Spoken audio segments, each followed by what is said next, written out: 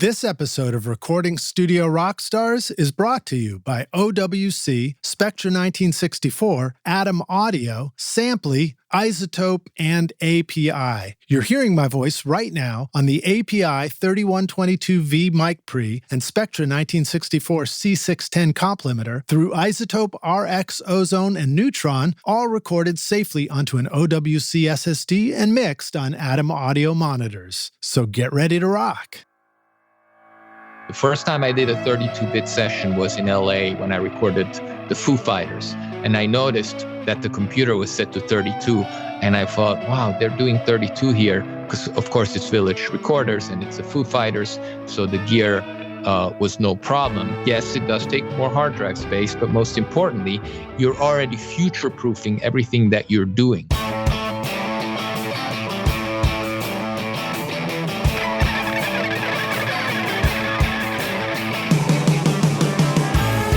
Welcome to Recording Studio Rockstars. I'm Lij Shaw, and this is the podcast created to help you become a rock star of the recording studio. When your band hits the studio, it's smart to have all the songs, mixes, and notes in one place. But figuring out how to share all the files can be frustrating. There's always somebody in the band who can't seem to log in or wants to use a different platform. Samply.app makes it easy to collaborate and communicate by creating a shared project so the whole band can get organized before the session. Just upload a voice memo, lyric sheet, song charts, photo, video, mixes, masters, or even invoices and start commenting. Sign up for your free account now with 25 gigs of storage and unlimited projects, and use the coupon code RSR20 to get 20% off the first 3 months when you're ready to upgrade at samply.app.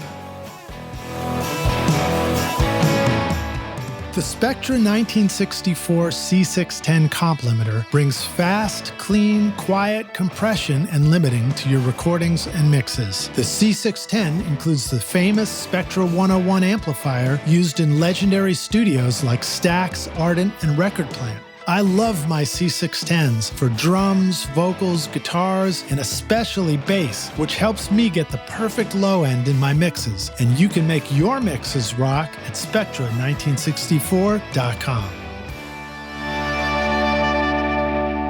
Howdy, Rockstars. It's your host, Lij Shaw, and welcome back to Recording Studio Rockstars, bringing you into the studio to learn from recording professionals so that you can make your best record ever and be a rock star of the studio yourself. My guest today is Marc Urselli, a 6-time Grammy-nominated and 3-time Grammy Award-winning engineer, producer, mixer, sound designer, and front-of-house engineer. Marc works with many artists from around the world. He's worked with U2, the Foo Fighters, Nick Cave, Lou Reed, Sting, Keith Richards, Kesha, and Laurie Anderson, and scores of other amazing artists performing rock, pop, metal, jazz, experimental, avant-garde new music, urban and electronica, and classical. Marc also composes for film and television, creates sound design for commercials, and mixes audio for film and TV, as well as mixing more than a half a dozen movie soundtracks. You're a busy dude, Marc. Marc has also been a guest on the podcast for episode 264, where we talked about everything from his background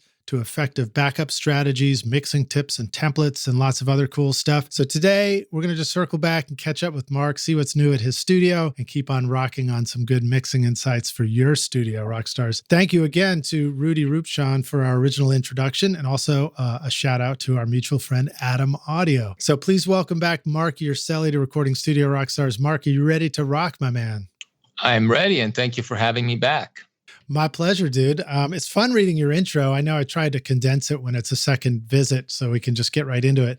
But it does seem like you've really done a remarkable amount of stuff, and there must be a ton of stuff to talk about.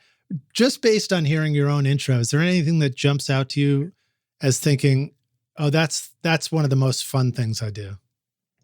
Well, I think the most fun I have is with the fact that I work with so many different genres.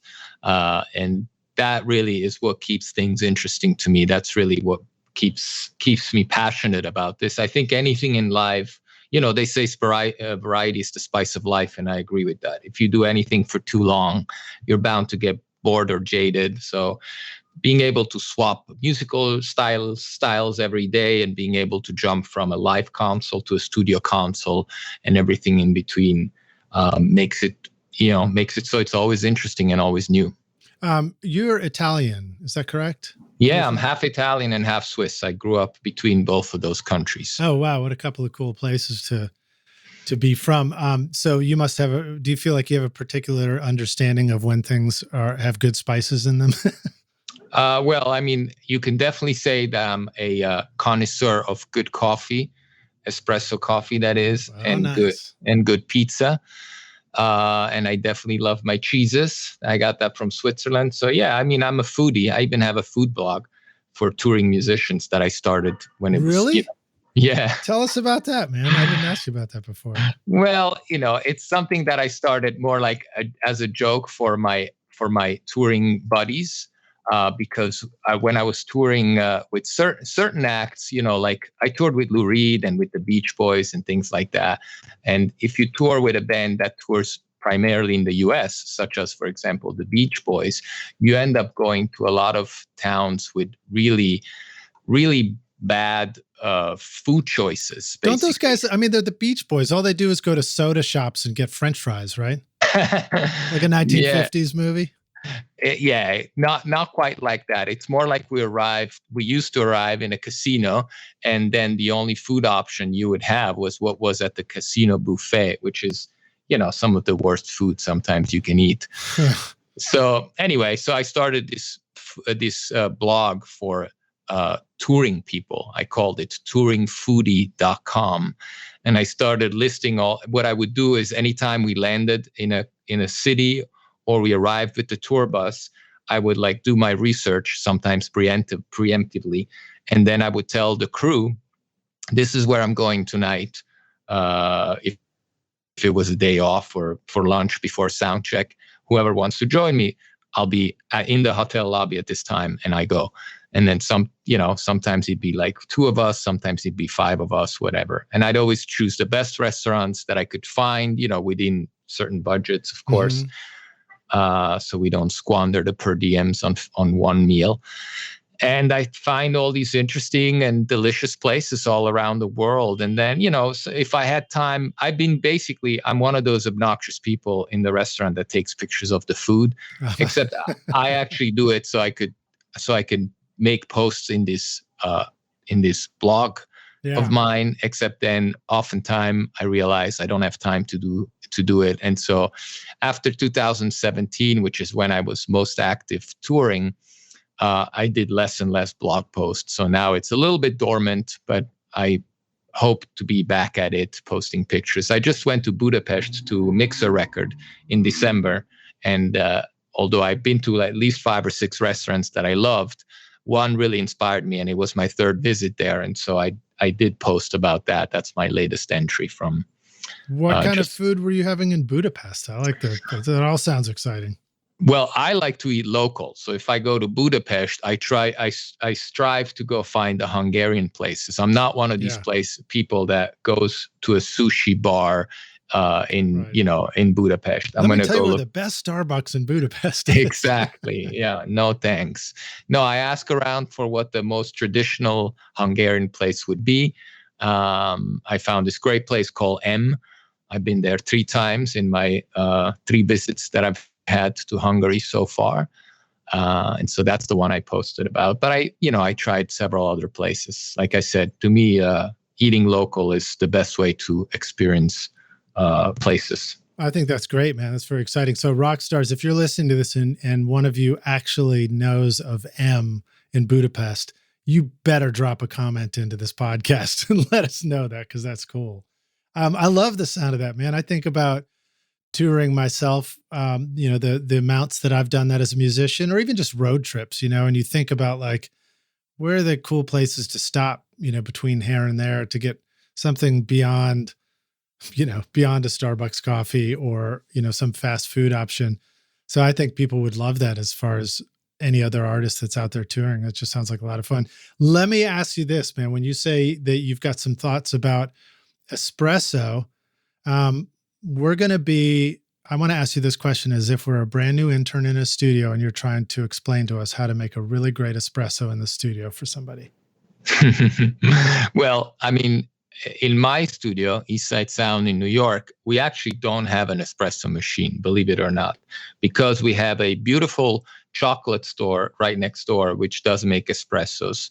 And for those who like Starbucks, there's a Starbucks 3 blocks away. We make the regular coffee because it's the easy thing to make. And believe it or not, me being a lover of espresso, I have one every morning at home.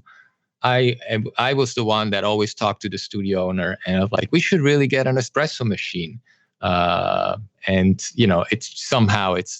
it's one of those things that gets to the bottom of the list, where at the top there's things like fixing a mic preamp that stopped working. So of course I understand that it's not high on the priority list. And if it was entirely my studio, I would make sure there'd be an espresso machine. But it took winning a Grammy for us to get one for our studio. Oh yeah, exactly. And I was the only one who had to convince myself. So yeah, no, exactly. You have to be the only owner, the only decision maker, at least. No, if and when I'll have my own place, there will be an espresso machine for sure. In fact, I'll tell you more. When I was on tour with Lou Reed, I had my Pelican 1510 road case, and in there, along with my tools and connectors and adapters and cables, there was a little screw-on stovetop electric espresso Bialetti machine, and I would make espresso for the whole crew everywhere we stopped. So that was kind of my thing, make sure everyone has good espresso even when there's none available. That's awesome, man. I love that. What about the coffee that we want to use in espresso? Is it a particular roast that is better than another choice? Well, I bring my coffee back from Italy. I'm sorry if that sounds snobbish. No, we're all coming over to have coffee at your place. So. Oh yeah, absolutely. I do that. My audio engineer friends in New York, they know there's good espresso at my home, and they come over for coffee. I've just had a friend over a few days ago. I bring my my coffee back from Italy. I don't bring back beans because it's too heavy. I don't do my own, grinding of the beans. I just bring espresso, the one that's already ground, and I bring enough for a while. So it's never been a problem. If and when you have to buy it in here, the brands that you can find in the US are the usual Lavazza or Illy, which are both perfectly fine brands. But if you go to Italy, you have access to a lot of other more obscure brands that I particularly love, but are impossible to find here. All right, cool. I was introduced to espresso working with the band. They actually, the artist who I was recording in their house, their home studio, his wife is Italian background. So, they had an espresso machine. It was the first time, I learned how to pack a thing in there and make it. I think they were always using the Ilia brand or something like that. And it was quite good. And then we got one of these ones where you push the button and it kind of grinds it. It's not uber fancy. It doesn't have a digital display on it, but it does make an espresso in the studio. And I've learned the hard way that you're not supposed to put shiny beans in the machine because it clogs it all up. Yeah. So, without getting too into coffee on this musical podcast, the number one problem in the US with the beans is not where the beans come from, but how they roasted. That's why everywhere you have an espresso here, it's really bitter and it's awful and disgusting. And so to me, a good measure for a good espresso is when you can sip it without having to add any sugar. Yeah. If you don't have to add any sugar, then that means it wasn't over roasted. But unfortunately, in America, they tend to over roast the beans, and all the coffees are bitter. Yeah, yeah. Come on, America. Let's get our roasting right. That's never going to happen. All right, it would have happened already with the coffee culture that's developed in the last 20 years. So when you were touring with Lou Reed and the Beach Boys, you were doing a lot of front of house with those guys? Only front of house. Yeah. I was always a front of house engineer. I never had any interest in doing monitors. And that stayed the same still to this day. What are some of the things that you really carried with you from mixing live for a performance back into the studio where you felt like certain things apply in both situations as an engineer? That's a good question. There's always overlap, and I've done both things. Meaning, I've tried things that I developed live in the studio, and vice versa. Bass management is one important thing. Is how to handle the bass. There's different approaches how you do that live, and live obviously has a bigger impact because you have large amount of subs, and bass travels at different speeds and impacts people differently in different parts of the room. So bass management, making sure bass is under control, is something that I've experimented with. Also, multi-band compression on the master, which is something that in the studio I like to do, but I never done live. Because I do both. At some point, I was like, why don't I try this live live as well, and see how that works out? And I started, doing that. Mac DSP, which is a brand of plugins that has endorsed me for years, is actually one of the few companies whose plugins work both in the studio and live. And so I've enjoyed being able to use a plugin that I'm familiar with from the studio and being able to operate it on a live console, which is not always the case because some plugins work only live or only in the studio. Yeah. I see Colin usually doing some presentation or another at the Mac DSP booth at every NAMM event. He seems like a super, super nice guy. Right, exactly. Colin is super, as dedicated as it comes. If you talk to Colin, that guy lives looking at a matrix of numbers in front of his eyes. So, Right on. Do you want to talk about bass management for a sec? I don't remember if we really got into that on the last episode. But what does that mean when you talk about bass management? Obviously, I think we can understand that many of us feel like, shit, I thought I had the bass right and I didn't have it right when we finish our mix. But what are some immediate things we could try as far as managing bass in our mixes? In the mixes, it's a lot easier than live, I find. But of course, the number one problem is always your listening environment. Even in a control room that was properly designed and engineered by an acousticist, there might be a place, usually in the back of the couch, where the couch is in the back of the room, where there's more bass than there is in the sweet spot by the console. Those are all things, that you have to take into account if you have clients sitting in the back of the room. Things that that you do live, for example, it's one thing. If you have like a band with a lot of kick drum and a lot of other and a lot of bass and a lot of other instruments in that range, live you are more likely to cut more aggressively, cut off the low end and leave low end only on certain things so that they really have space to breathe in the subs of the PA. Another thing you can do live is having subwoofers on an aux, which is actually something I really like.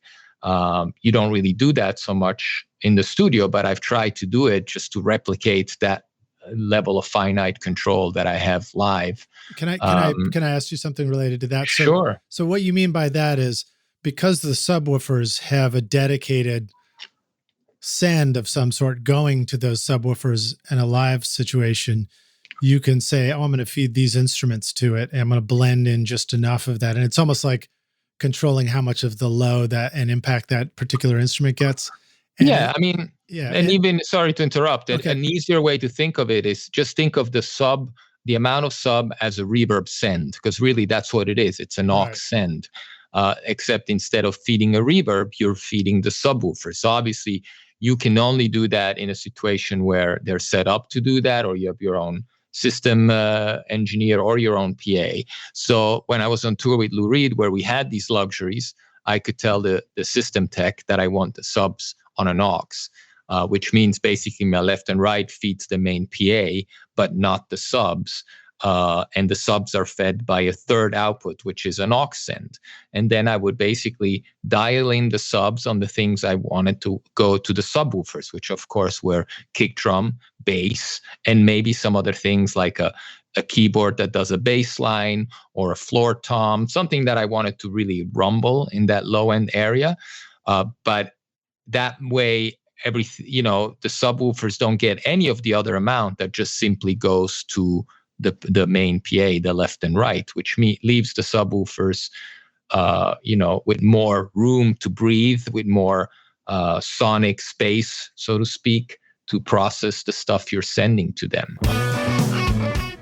If you're ready to upgrade your studio to the famous sound of API's large format consoles, then you're ready for the Box, a small format console featuring the same analog circuitry and original 2520 op amp design that made API famous for more than 50 years. Record through 8 world-class mic pre-channels, mix through 24 smooth as glass faders, and upgrade your home studio to legendary status. API now offers a virtual console experience, allowing you to get a personalized online demo of the Box at apiaudio.com.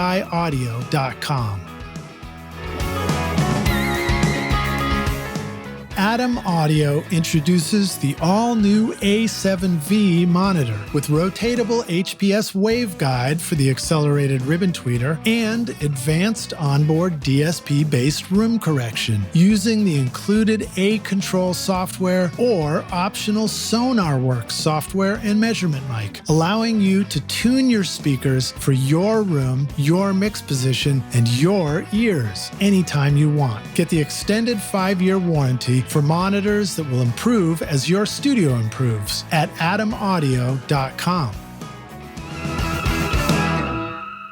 Yeah, so what would be a possible way to replicate that in the studio? Would you have a sort of a low-end processing bus in your mix? If you're just doing a stereo mix, it's harder to replicate. I have used that method when I'm doing 5.1 mixes for film, obviously. Mm-hmm. That's when you have your, you have your center channel that you use for dialogue. You have your 0.1, which is the subwoofer, the sixth output, so to speak, where you can only send stuff that needs to rumble.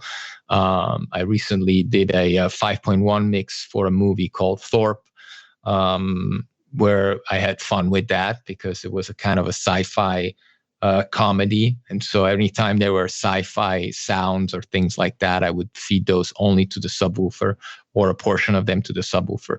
Like I said, if you're doing a left and right mix, it's harder to do it in the way you would do live, but you can still think of the subs as something you separate in terms of frequency spectrum.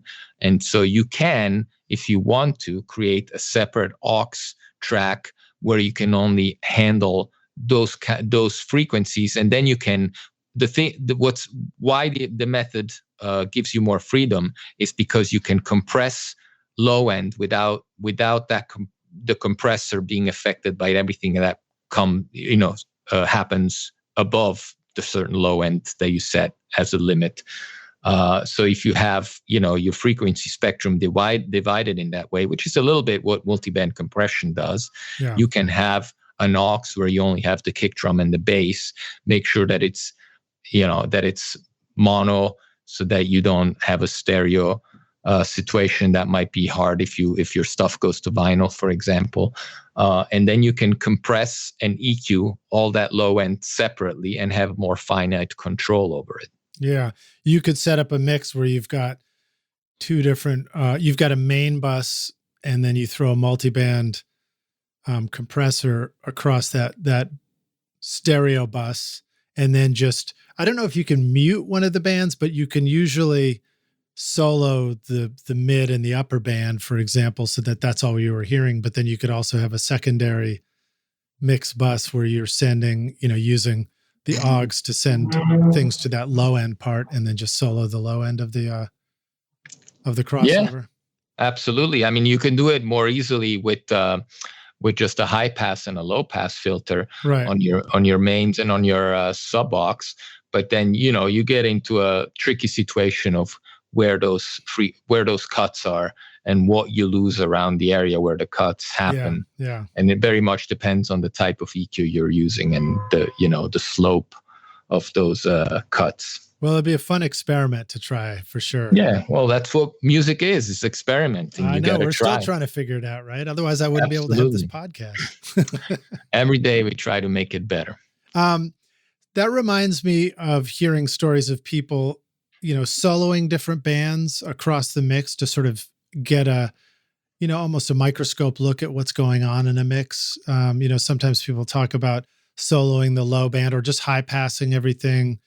Low passing the whole mix so that you can study what's going on in the lower frequencies of a mix. Is that something that you do sometimes? And do you ever even take it another step and sort of like exaggerate certain bands of a mix to see whether the mix still holds together? I don't do it so much in that sense that you just described. What I do more often, however, is mute the sub on my system, on my PA. I mean, on my speakers in the studio, so that I could listen to how much low end there is without the subwoofer. Because that's what most people without a subwoofer are going to hear, and then hear how the subwoofer added to that, it makes it sound. Obviously, it's always going to sound better and more exciting with the subwoofer, but you need to make sure that people without a subwoofer still have a good representation of the low end. Would that be in a system, like in your system, are the main speakers actually crossed over so that some of the lows are removed from them and the rest goes to the sub? Or would this be a system where the main speakers get full frequency and the sub is just filling in that extra octave below what the main speakers aren't? Yeah, that's up to your system. Both are, perfectly fine systems, and I've worked with both of them. Right now, I have an Atom Audio subwoofer and Atom Audio mains in the studio, and so I actually have it crossed over. But in the past, depending on what your monitor controller is, in the past, I also had the subwoofer set up separately so that I could mute it more easily from the monitor controller. I recently upgraded my studio to a new console, and so the monitoring has changed in that sense in terms of how I control the monitoring. That's so funny that you just said that, because my next question is, what's new at your studio? Yeah, there you go. Tell us what you've been up to. Well, a lot of things are new at the studio. The biggest in size and expenditure and importance improvement that we made is that I bought a Neve Genesis console, which has always been a dream of mine, and I'm sure of many engineers, to have a Neve console. I was able to fulfill that dream during COVID. From a studio that had decommissioned it. It was sitting in storage. It wasn't in the best shape, and I knew that, which is why I was able to get a good deal on it. So I put it in Eastside Sound, and I'm slowly bringing it back to life, one channel at a time. Basically, right. As I make money, I spend it on AMS Neve parts and repair service. It's just like being 20 all over again, right? Yeah, exactly. Only the numbers. How many channels did you guys have in your console? It's a 32-channel console with 64 inputs. So it has 32 faders, but every channel has 2 inputs. So you have a fader and then a knob where you can have an extra channel. So if you wanted it to run it, you could run it as a 64-channel console. Okay, very cool. And then we'll get into some of the ways that you're going to use it. Like, obviously, you could set it up as a summing mixer for mixing. You could also, can you write automation on the faders and actually automate at the console? Yeah, so the cool thing about the Neve Genesis, which is why I chose this console, is before at Eastside Sound we had a Harrison, which is a console from Nashville, and it's a digitally controlled analog I remember console. that. Was that a Series 10 or something like Correct, the Series 10, very good memory. So the Series 10 is a very unique console in design. And when I got this Neve, the reason why I was so attracted to the Genesis model is because it's a similar console in the sense that it has digital control and also an analog layer, except it's not a digitally controlled analog layer, but it's a digital control of Pro Tools. Basically, it's a DAW controller, but it also has an analog layer where you can do your analog sum and not have to go through, outputs 1 and 2. And so you can use the console as a mixture of those two working environments. So I can spread out all my audio finite discrete outputs to the faders, but I can also switch over to the digital layer and control the Pro Tools faders. Okay, and then each channel has a fully dedicated EQ. Does it also have dynamics, compression, and gating and stuff like that? Correct. Yeah, those are modular options that you can buy. Luckily, my console came with it, so I have compressors, gates, and EQs on every channel. That's pretty cool. And then will it also control a plug-in version of the same channel strip inside Pro Tools if you wanted it to? There is an option to do that. I haven't done that yet. It's a $750 plugin that does that, and I just haven't prioritized that expense yet. But eventually, I might do it so you can control everything from within Pro Tools. Although it kind of defeats the purpose of, if you're trying, I like working on faders. I like touching the knobs on a console. So I'm not necessarily in a rush to put myself in a position where I have to do everything with a mouse. Right. I like the fact that I have a console under me and I can use it as a console. Yeah. So I don't have to have the control from Pro Tools necessarily, because I can still do it on the console. And most importantly, I can recall it. The cool thing about this console is that it has recall. So I can, save a mix and get back to it. Now, I know sometimes people go from having had a console like you did and then find themselves migrating into working entirely inside the computer for all the mixing. Maybe there's still controllers involved, which is what I'm setting up in my studio, where I've got a controller for the faders and a controller for, I have the SSL EQ controller. But it's interesting how, you've gone from, you decided, you made a choice to stay in the actual analog console. So what are some of the things, that really made you feel like this was a great idea for you? I mean, you just mentioned having tactile control of stuff, which is awesome. I love that myself. But are there sonic things that you really appreciate about mixing through a console? Well, yes, absolutely. Analog summing is always king. And I should preface that by saying that I do a lot of mixing in the box myself, and I'm not opposed to using the box. It is something that I grew very accustomed to doing, and I'm very comfortable. So I'm a chameleon in the sense that I can mix it in the box or I can mix it on the console, and I can switch back and forth. One of the big projects, which I think we talked about on the last podcast, which was that T-Rex tribute that Hal Wilner produced called Angel Headed Hipster, had a lot of that going on, meaning jumping back and forth from an analog to a digital situation. And so I had templates made that would convert everything to spread out on a console and or convert it back to being mixed in the box, so that I could always work on every song, no matter whether I was on a plane or at home or in the studio. But in the studio now, in general, analog summing, I think, always sounds better than summing in the box. There's also a few other things that you can do in the studio that you can't do on the box, like using beautiful external reverbs, for example. Right. I have this gorgeous Master Room 2, which you guys can Google to see what that looks like. It's an old spring reverb from, I think, the 40s or the 50s. It's about 4 feet tall. It's got 2 springs inside, so it's got a stereo output. The 2 springs are of different length so that it doesn't sound the same on the left side and the right side. And, I love having that in the studio and being able to just dial it in from an aux on the console.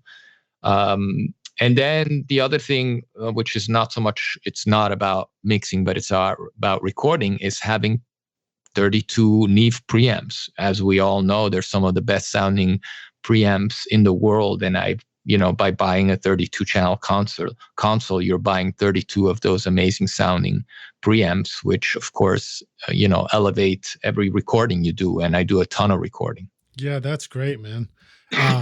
I love that about having a console, being able to just easily mic up things, and you don't have to spend all your time wondering what mic preamp you're going to run things to. You just send it to the channel on the board and it sounds great. Yeah, it really changes your, before I was always thinking, what's the best preamp for this mic and this instrument? And now I'm still using external preamps, but I love that they're just there and you can just plug in directly. And, the Neve Genesis has a Neve 88R preamps in them. And, if you look those up, they're like $800 preamps if you buy the 500 series, which I think is the only way you can get an 88R unless you buy an 88R console. Yeah. So it's a pretty killer preamp. That's cool, man.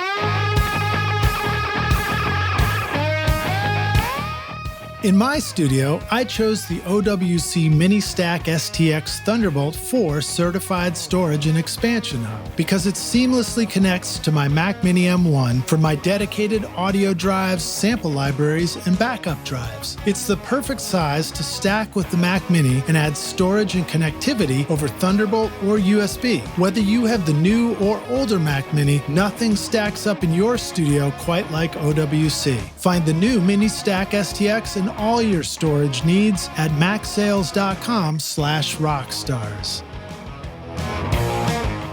Ever wonder how I get a consistent sound quality mixing hundreds of episodes of Recording Studio Rockstars? It's because I've been cheating by using Isotope, RX, Ozone, and Neutron on every single episode. Right now, you are hearing RX Breath Control, Declick, Declip, DS, Deplosive, Voice Denoise, Ozone Multiband Compression, Neutron EQ, and Limiting, all from Isotope. Try out the subscription option for yourself with an extended 30-day free trial at isotope.com/rockstars or use the code ROCK10 to get 10% off any individual plugin purchase.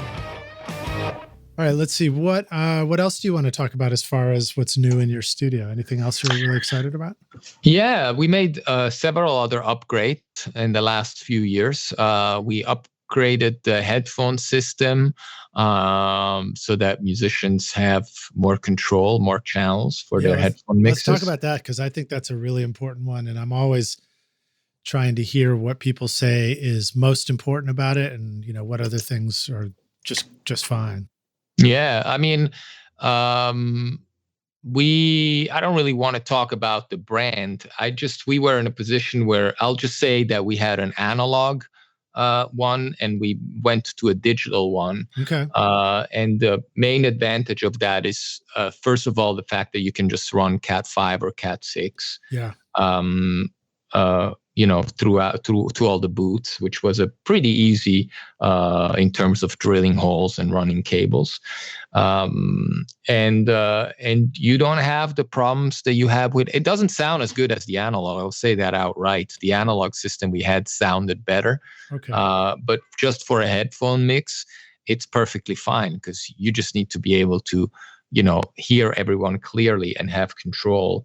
And the new system we put in has more channels, and therefore, with the old system, we were sometimes in situations where we were limited by the amount of channels we had, and there were always some hums and buzzes, the typical things you have to deal with when you're in a studio with a lot of analog gear. And you'd always, if you were doing a rock band, it didn't matter, but the minute we did a classical thing, there would invariably be somebody who says, my headphones have a hum on the left side, Yeah. Things that's where digital really excels. But so in that sense, it was an improvement. There's a bit of a learning curve with those digital headphone systems. Some musicians get confused by all the options. Some musicians get confused by a lot of things. Yeah, of course. No, but aside from aside from the headphone system, the other major thing that's been going on at my studio is my collection of ribbon mics has grown exponentially and gotten out of control, if I may say so myself. I'm a little bit of I definitely realize I have a problem where I I basically get really into something. A few years back I was doing with Wurlitzers, and it wasn't enough to buy one Wurlitzer. I bought like 4 Wurlitzers. Wow. Only to choose the best 2 and keep one at home and one at the studio. With the mics, I'm doing the same thing. With certain brands, I bought multiples of each mic so that I could basically find the best sounding one. Wow. Or sounding ones, and then I would sell them. I did that there was this if anyone is familiar with the mic, with the brand Reslo, it's a British mic from the 50s, ribbon mic. There's pictures of the Beatles singing into them at the Cavern Club. It's a very small form factor, small ribbon microphone, and I bought 10 of them during the course of like COVID, basically the COVID year or years. Yeah. I bought 10 of them. I had them all restored. There's a guy in the UK that does fantastic restorations and brings them back to the BBC specs from 1964 maybe, or 62, I forget. And so I picked the 4 best ones for myself, and then I sold the others fully restored. So whoever bought them from me got perfectly functioning, fully restored microphones that they can use. And I did that with a few brands, and then another thing I did is, because as I mentioned at the beginning of the podcast, I grew up between Italy and Switzerland. And I still go to Italy every year on vacation. My family lives there.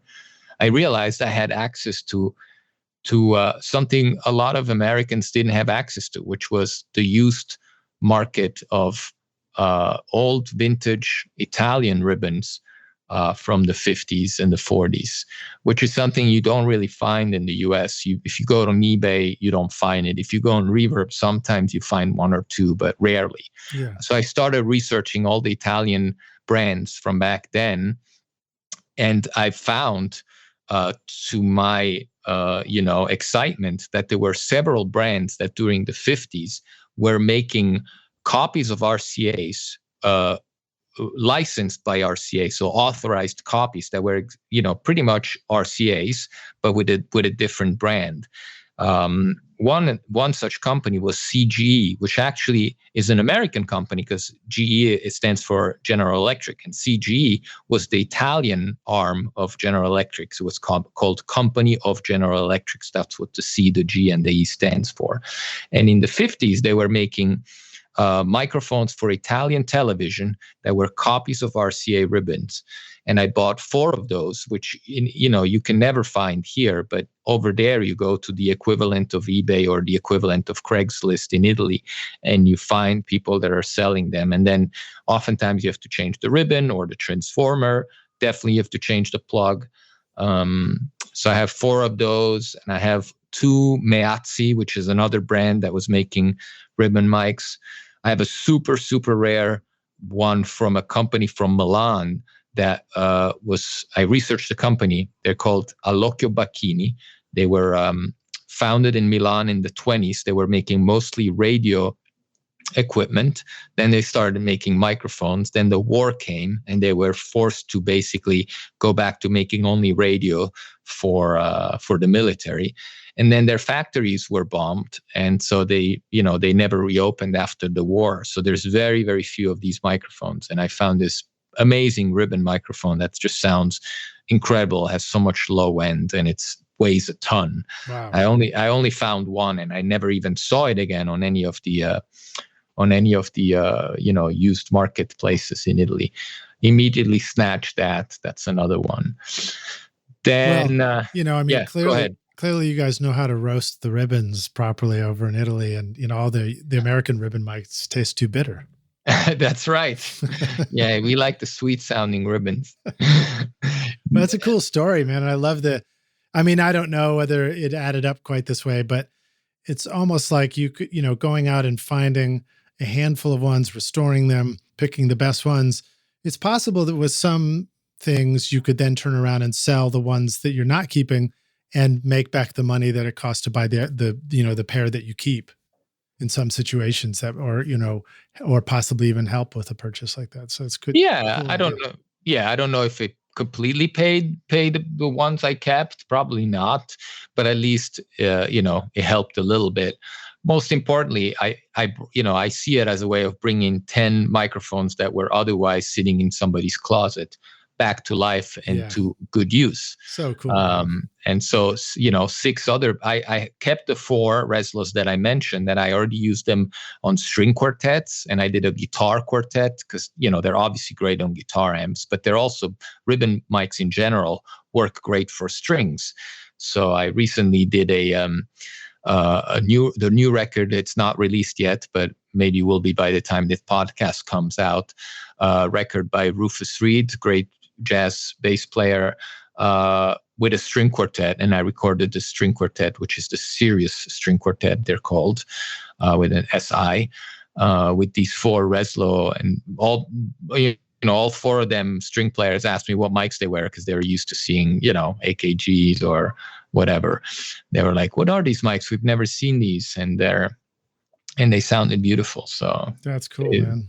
Yeah. What about the you're talking about the war era and stuff like that. What about Marconi and the kind of spaghetti Western era? Is there a whole recording culture that sprung up around that in Italy at that time too? I don't know if there is. I don't know if there is a big culture around that. I just know that there were a lot of makers, a lot of builders, doing stuff. And again, oftentimes on license by RCA, because it was cheaper to just make something there. Yeah. I mean, it had a big manufacturing, whatever the word is. There was a lot of manufacturing in Italy being done at the time. And so they had the know-how. Italians were always great artisans at making things. You mentioned Marconi, and there's actually BBC. There's a BBC Marconi ribbon microphone, which sadly I don't own. Oh, wow. But the guy that I mentioned who restored all my Reslos is actually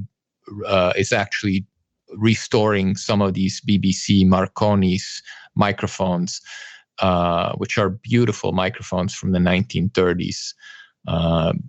Very used in Hollywood, very used by the BBC a lot.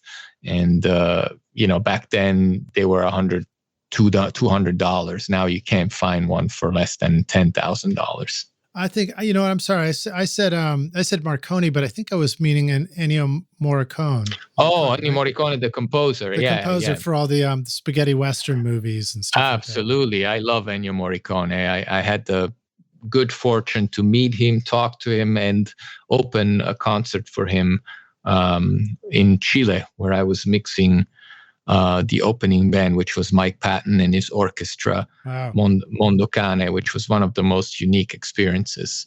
Yeah, I mean, Morricone is an absolute genius. And I know that Morricone had or has a studio. I don't know if it still is in the family or somebody else took it over after Morricone passed.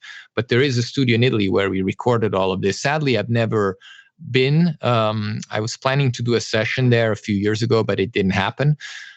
So if I do go, I'll report back on what type of microphones they have. I'm sure they have plenty of amazing mics there as well. Yeah, I bet. And now I'm just Googling again and being reminded that Morricone passed in 2020, actually, so recently. Yeah, that's right. 91 years old. Yeah, he had an amazing career. I mean, he's one of the, I read after he passed, John Zorn, who's somebody I worked with very closely for many years, wrote a beautiful essay that I think came out on the New York Times, which I encourage everyone to read. And the one thing that Zorn explained very well in that article was how Morricone is pretty much the only musician that was able to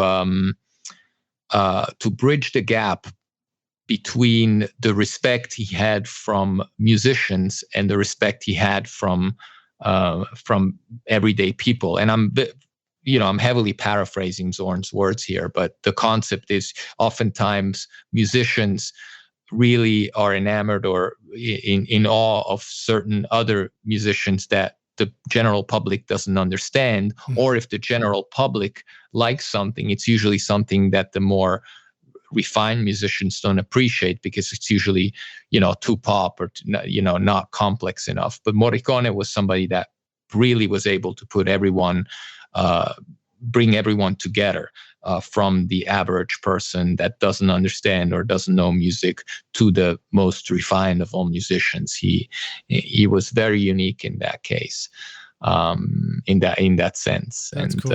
Yeah, that makes sense. Well, now you mentioned upgrading your headphone system at the studio, and one of the questions I wanted to ask you is, poking around on YouTube, I saw that you were actually doing some you were doing some videos that were in collaboration with Odyssey, maker of some pretty great headphones. And I wondered if you were using headphones much in your mixing process, or, in a particular aspect. Is it mostly just for a band tracking in the studio, or, are there other places where you're using headphones, and anything you want to say about that stuff? It's funny that you mentioned the Odyssey, because they just released the first of a series of video we made yesterday. So your Googling was spot on, right on time. I love headphones, and I use them for mixing, but they're not my primary source of listening, and in the sense that I still prefer working on speakers. And I also, just by virtue of what I do, a lot of what I do is in the studio with clients. So obviously I'm going to be on speakers because we're all listening together. But I love the Odyssey headphones, the LCD 4Z, which is the model that I own, is the one that I love the most after having tried basically their entire series. I went to one of their test rooms, brought my own music, and played back all their different things, all their different models multiple times, and chose that. So they're great headphones for when I'm at home and it's late and I need to work on something because I'm on a deadline. And when I'm in London, which is where I live part-time, I have a second pair of Ollo headphones, OLLO, which are much more affordable than the Audis. And so I keep my best pair in New York because I spend the most time in New York. The Audis are in New York. And then when I go to London, I know I have a smaller set of Adam audio speakers, and I have the Ollo headphones. So if I'm working during the day or at night, I always have a very reliable and good sounding listening source. What tips do you have for the rock stars about using headphones? What are some of the things that we can say, the headphones really tell me this about something? And where are places where we can put on headphones and start making mistakes sometimes? The number one tip is to not play too loud, because obviously that can damage your hearing. I'm a big advocate for mixing at low levels.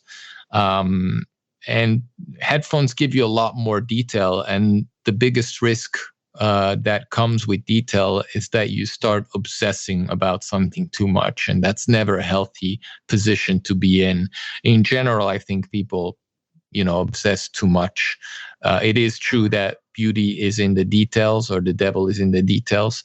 But it is also true that those 0.5 dB moves that we make to please either a client or our ego are often completely irrelevant in the grand scheme of things, because everyone hears things differently on different systems. And even if you play to somebody or to yourself, look, the fact that you hear something differently on the same speakers or the same headphones from one day to the next, meaning only your hearing, your psyche, your state of mind is affecting. That's the only variable in the equation. The fact that you can hear something differently the next day, to me, is the most important proof of the fact that we shouldn't obsess. We should think about the music and not about these microscopic level adjustments. That's great. Yeah. So staying focused on the music and the feeling of it, and also working quickly, I think, so that we don't find ourselves getting pulled and sucked down into obsessiveness, Obsessing is never a good thing. Right on, right on.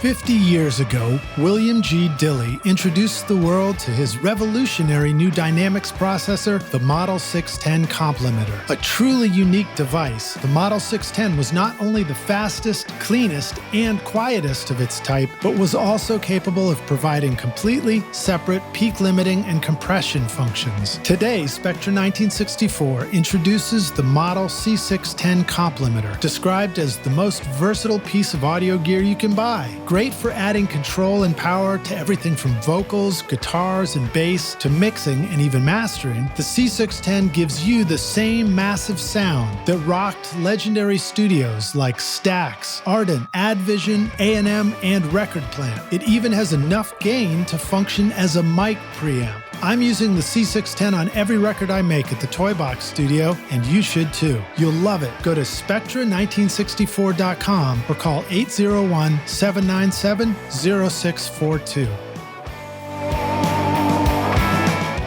So you just finished an awesome mix and sent it off to the band, but the singer texts you with lyric changes, the drummer emails you wanting a different fill, and the bass player DMs you about a wrong note in the chorus. But which mix version were they talking about anyway? Don't you wish there was an easier way? Samply.app comes to the rescue as your ultimate mix assistant, streaming full resolution audio so your clients can easily listen and send notes from their mobile phone on the road or the computer back at the studio. All mix comments are time-stamped directly onto the correct mix version with no confusion, and you also get A/B listening capability with synchronized playback and level matching for easy mix comparison, all inside Samply. It's file sharing that was built specifically for music, and it all works inside your browser with no downloads required. Sign up now for your free account with 25 gigs of storage and unlimited projects, and use the coupon code RSR20 to get 20% off the first 3 months when you're ready to upgrade at samply.app.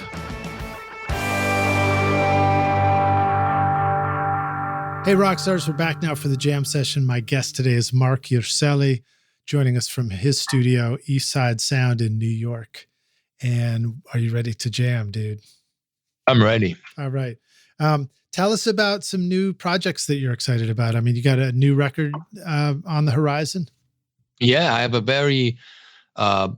very excited about this new record that I have been working on for 10 years and will finally be released. I know. It'll finally be released this year, I hope, unless there's other delays. We've been delayed. It should have been released last year, but we've been delayed because of the delays in the vinyl pressing plans. Yeah.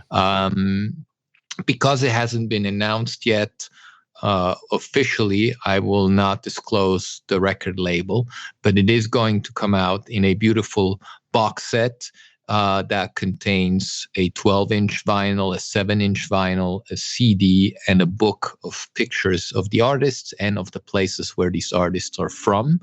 I'll get to that in a second. There will, of course, be a digital version and a vinyl-only version and a CD-only version for those who don't want to buy the big box set. But in short, it's a doom metal record. For those who are not familiar with doom metal, it's a genre of low detuned guitars and in my case a 12-string bass with an octaver.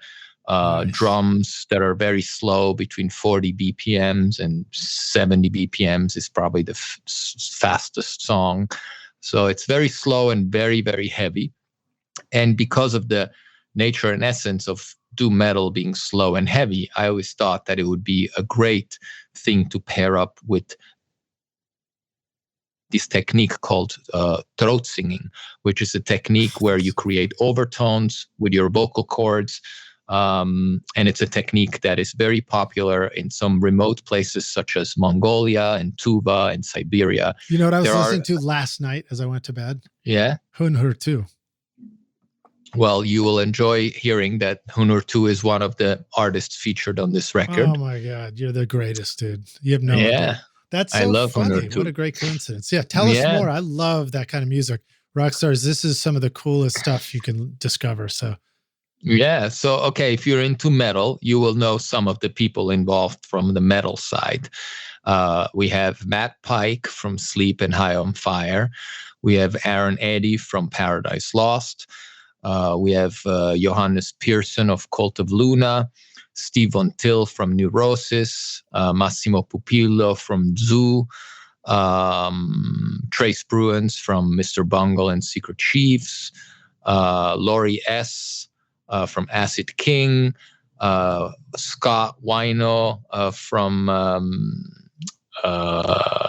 St. Vitus, as well as Dave Chandler from St. Vitus, Norma Westberg from the Swans, members of Olver. There's so many great artists in this record. And then what I did is I paired up these beautiful souls from the doom metal scene with my bass playing and my drumming, and with these throat singers from these remote areas that I mentioned before. So we have Hunhur 2, which you mentioned, which are some of the most important. They're a quartet of 4 vocalists, which you can imagine how layered that would be, because every one of them already sings multiple tones, which is what throat singing consists of. And then you multiply by 4 people, and you basically have at least 8 different tones coming out of these 4 singers,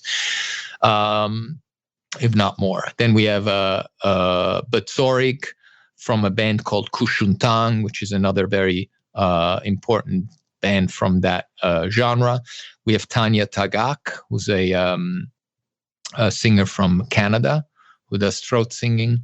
We have Albert Kuvetsin, which is also the main person behind the band Yatka, which many of you might have heard or seen in the movie Genghis Blues.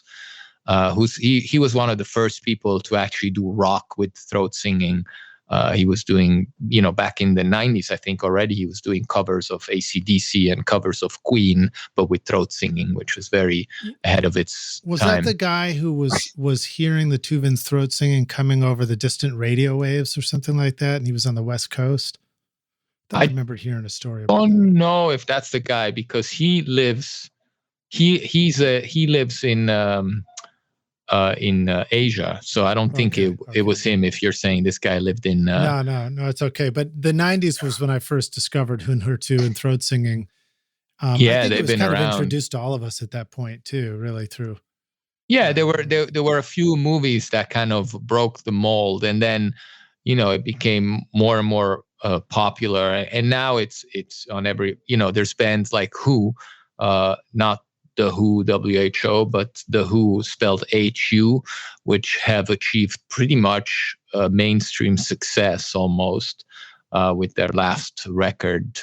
I went to see them live, and they're doing like 1,500 to 2,000 people, so they're not like gigantic, but they're definitely bigger than most other bands of the genre. Wow. And you're starting to see, throat singing in movies a lot more. There was that Netflix series, I forget what it's called, about Marco Polo, which was taking place in Mongolia, and there was throat singing there. Then just a few nights ago, I watched Dune, the movie that just came out recently. Right. And there's a scene where, an army is like praying, I guess, with a priest that's chanting, and he's like throat singing. So it's become more and more mainstream. It's sort of funny that in a movie they would use that as the soundtrack for a dark, ominous part of the story, when in truth, throat singing is one of the most beautiful, meditative instruments and musical expressions that I've ever heard as well. Yeah, absolutely. It's very much about meditation, and it's very much about celebrating life. And like if you were to translate their lyrics, they're talking about, the elements, wind and sun and earth and all of that. Yeah. And they're talking about animals and their appreciation for nature. It's a herding culture. I mean, it's a nomadic culture. Absolutely. Yeah. The Tuvan Plains. Yeah, the Tuvan Plains, the Mongolian Plains, a lot of them are hunters. They use eagles to hunt.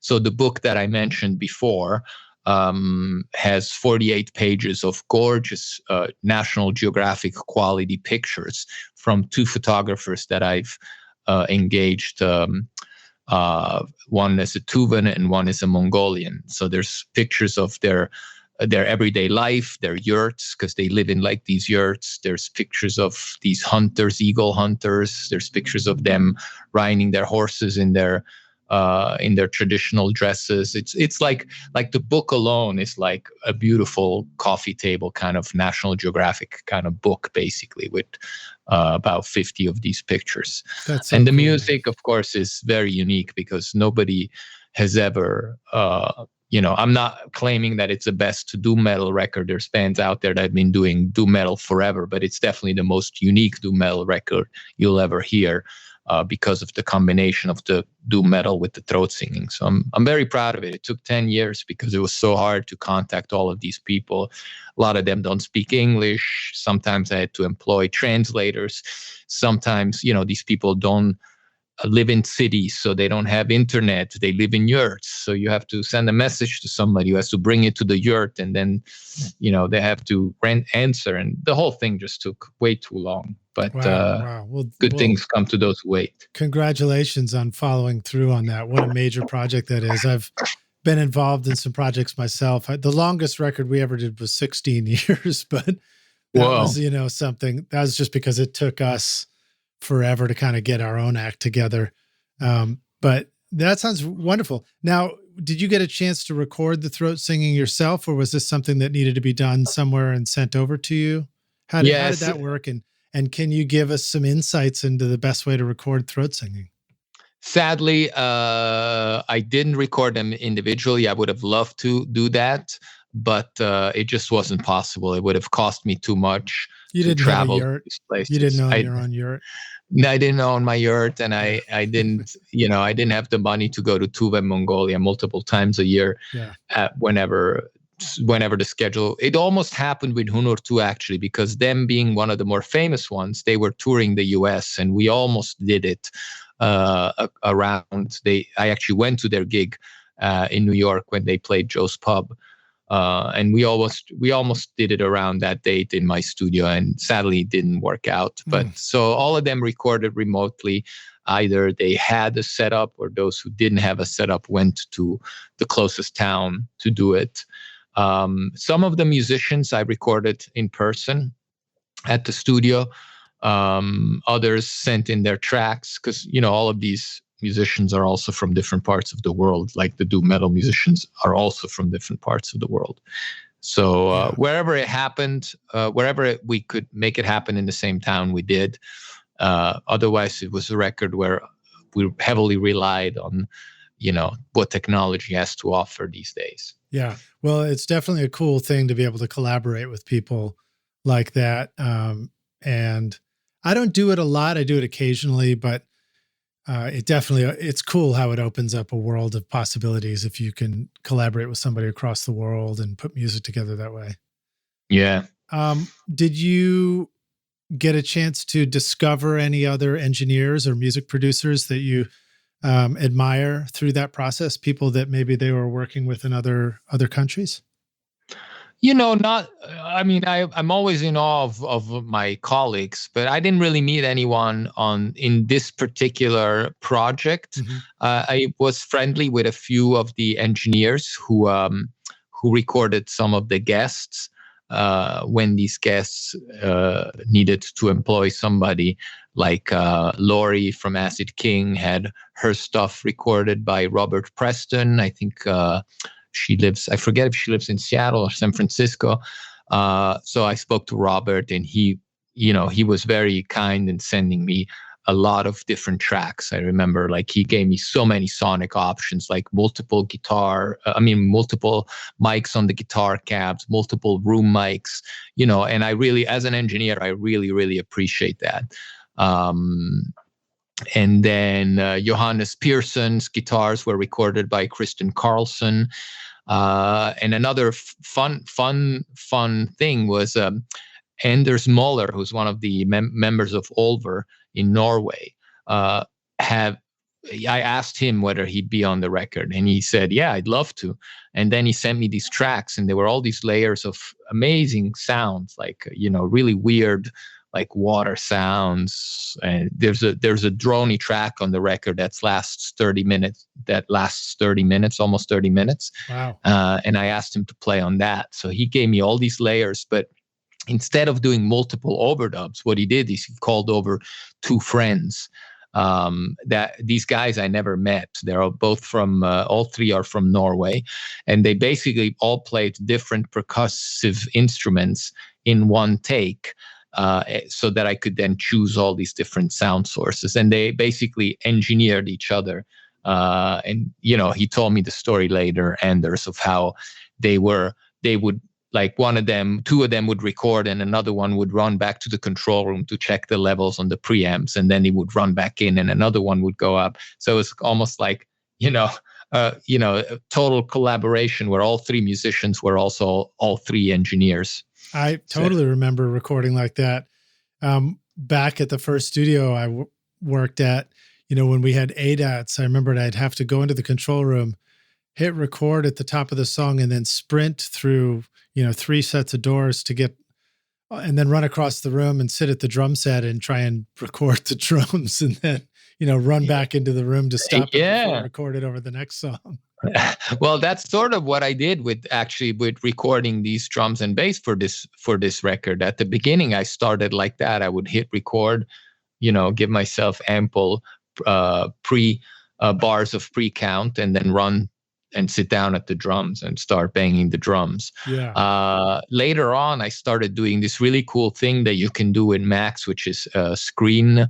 What do they call it? Screen sharing, where I would take a laptop to the live room and over Wi-Fi control the screen of the control room from my laptop. So I could at least press record and, That's super handy. That's what I do now in the studio. And this is my tip to you, rock stars. If you're on a Mac, which obviously many people are, because that's because a lot of audio stuff is happening there.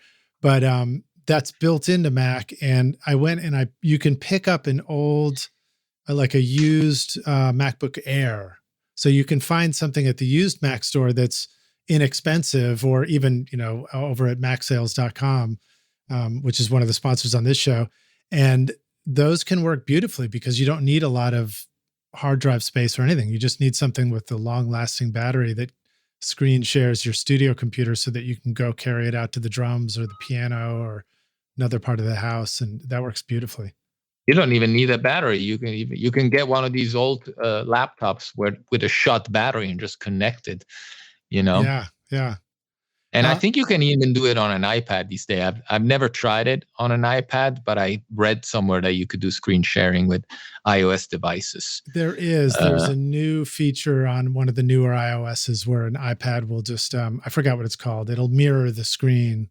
And I suppose you could just shift the Pro Tools screen over to that iPad and then carry it with you into the other room. I feel like we're...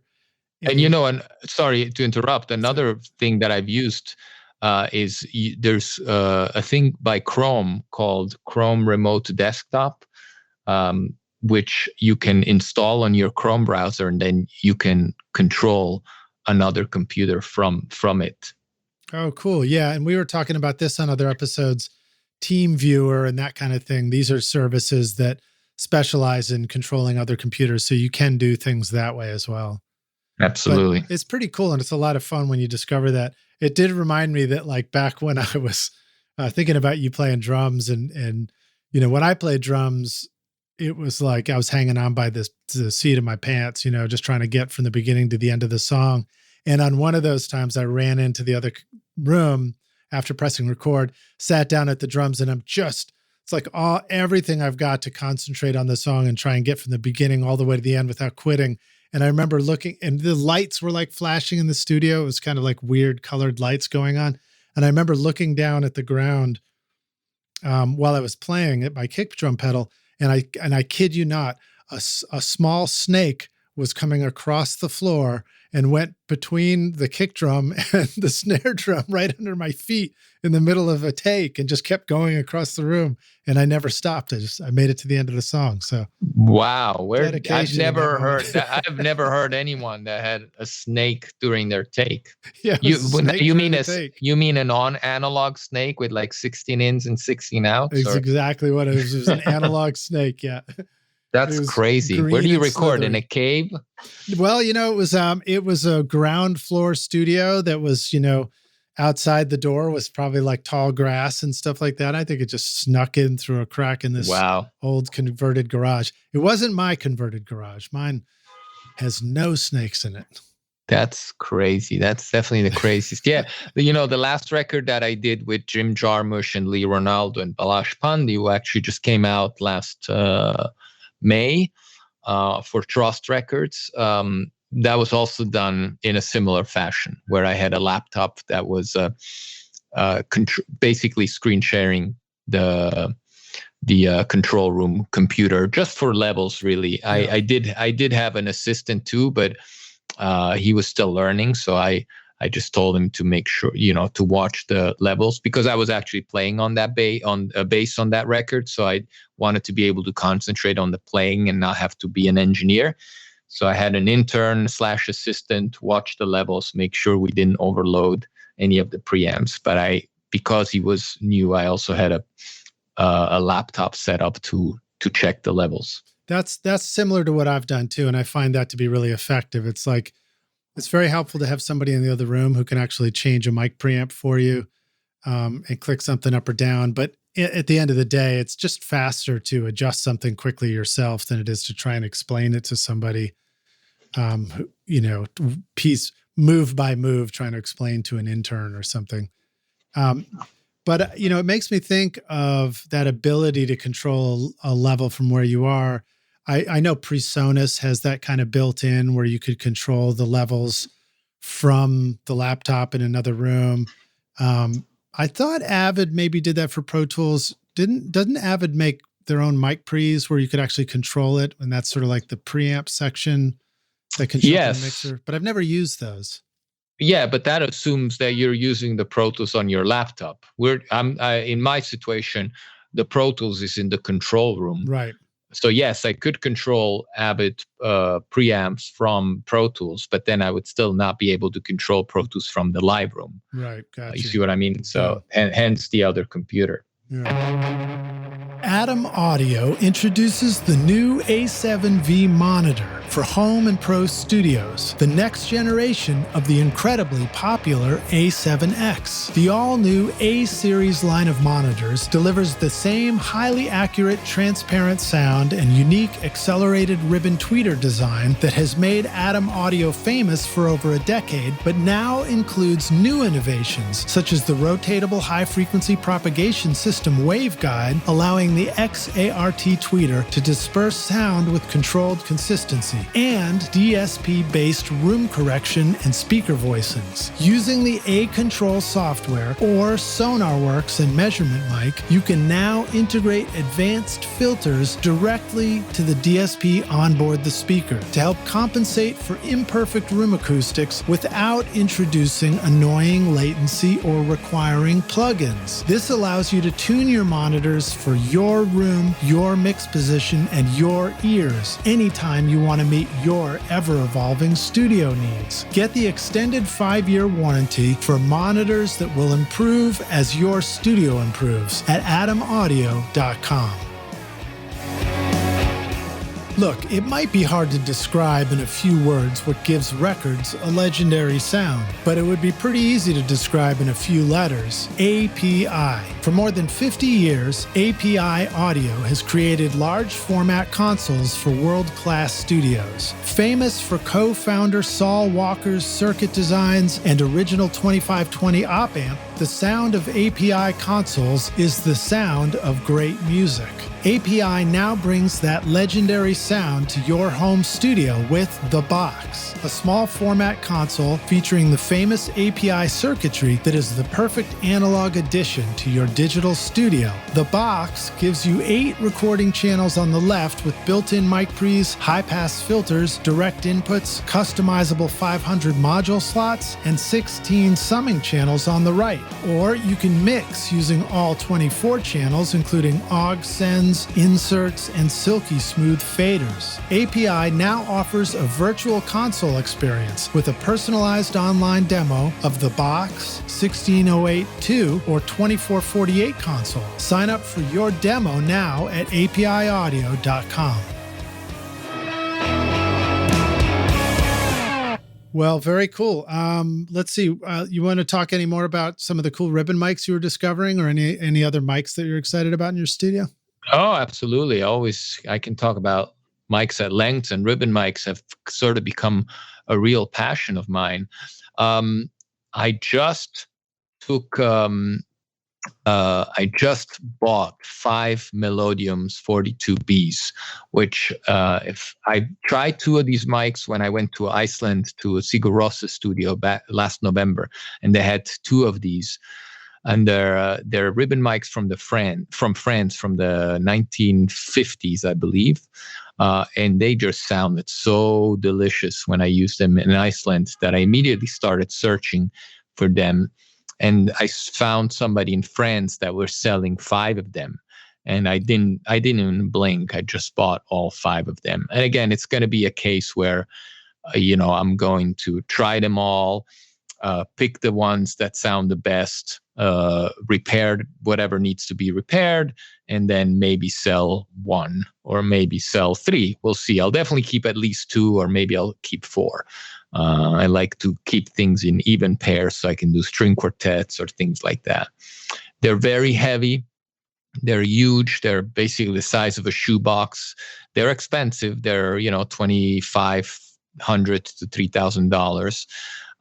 And they don't have a great mounting system, but they are amazing sounding and beautiful sounding. They're as classic as it gets. The only more classic looking microphones that I've seen in the ribbon microphone family are these old EMI ribbons that they have at Abbey Road in London, where I did a session, and it's the only place where you can find these EMI ribbons. So I immediately, asked them to use them. And actually, if you pick up this month's copy of Recording Magazine, and we are in March, if you pick up the March copy of Recording Magazine, or you go to recordingmagazine.com and download the PDF from March, there's an article I wrote about these recordings I did at Abbey Road, and those ribbon mics in particular. Oh, very cool. Very cool. Well, yeah. We've been lucky to have Tyler Campbell joined us from Alder Audio. He's building ribbon mics of his own design as well. And I'd have to check him out. I wasn't familiar. Alder Audio. Alder Audio. Yeah. I'll connect you guys so that you can meet each other. But it's fascinating because when I hear about people describing building these mics, and I guess it's true of all mics, but hearing you talk about all this variety of ribbon mics, it's almost like building different instruments. It's like a bunch of people can know how to build a guitar, but they all build them slightly different, and they all sort of play and have different sounds. And it's cool to think of the microphones in that same kind of craftsmanship. Absolutely. Every microphone is an instrument, which is why we have to have so many, because I'm not saying that you need 100 microphones, but if you have 100 microphones, you'll have 100 different ways of recording the same instrument, which gives you. When I hit 100 microphones, pretty soon I have to stop. No, you never stop. I'm probably going to keep doing this forever, meaning I'm going to keep buying microphones forever. But I definitely have had thoughts where I was like, why am I buying this ribbon microphone again? I already have like 50 ribbon microphones. But, I try to circulate them. I try to I try to use different mics for different instruments in different sessions.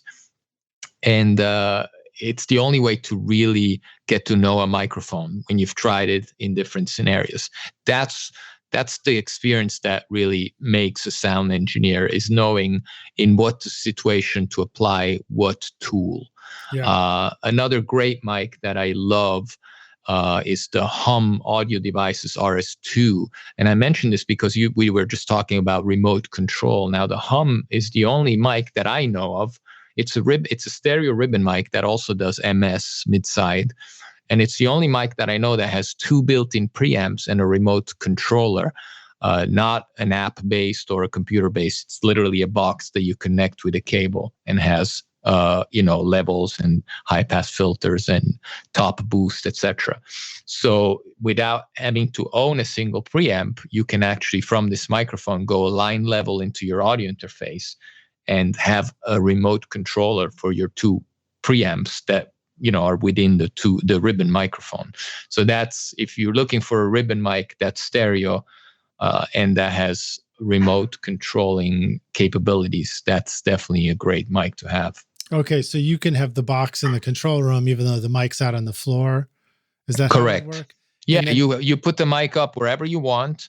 You have to obviously get to, if you're in the control room, you have to get there with your cables, but they're line level cables.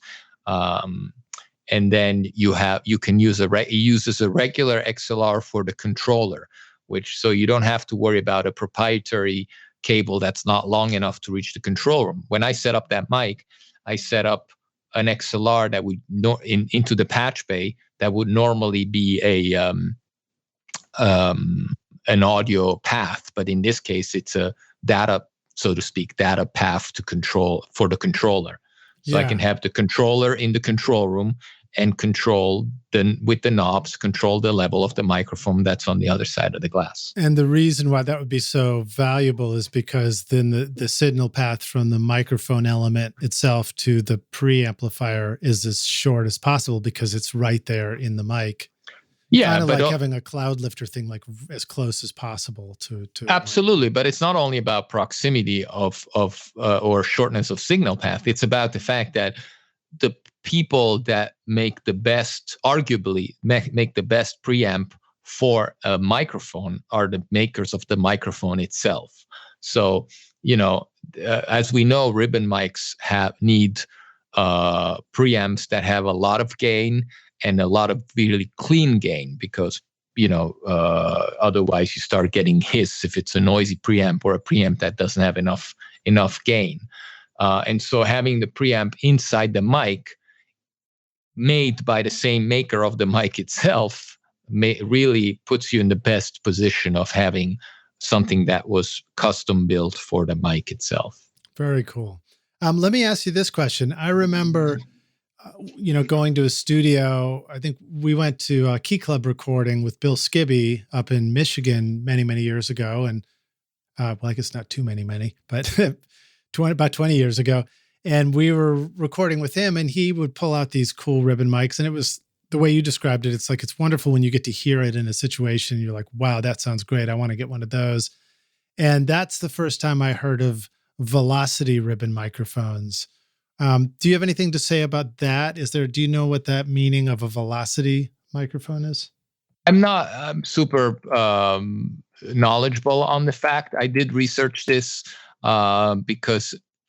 but when I did research it, it seemed like it was mostly another wording for the same thing. Right.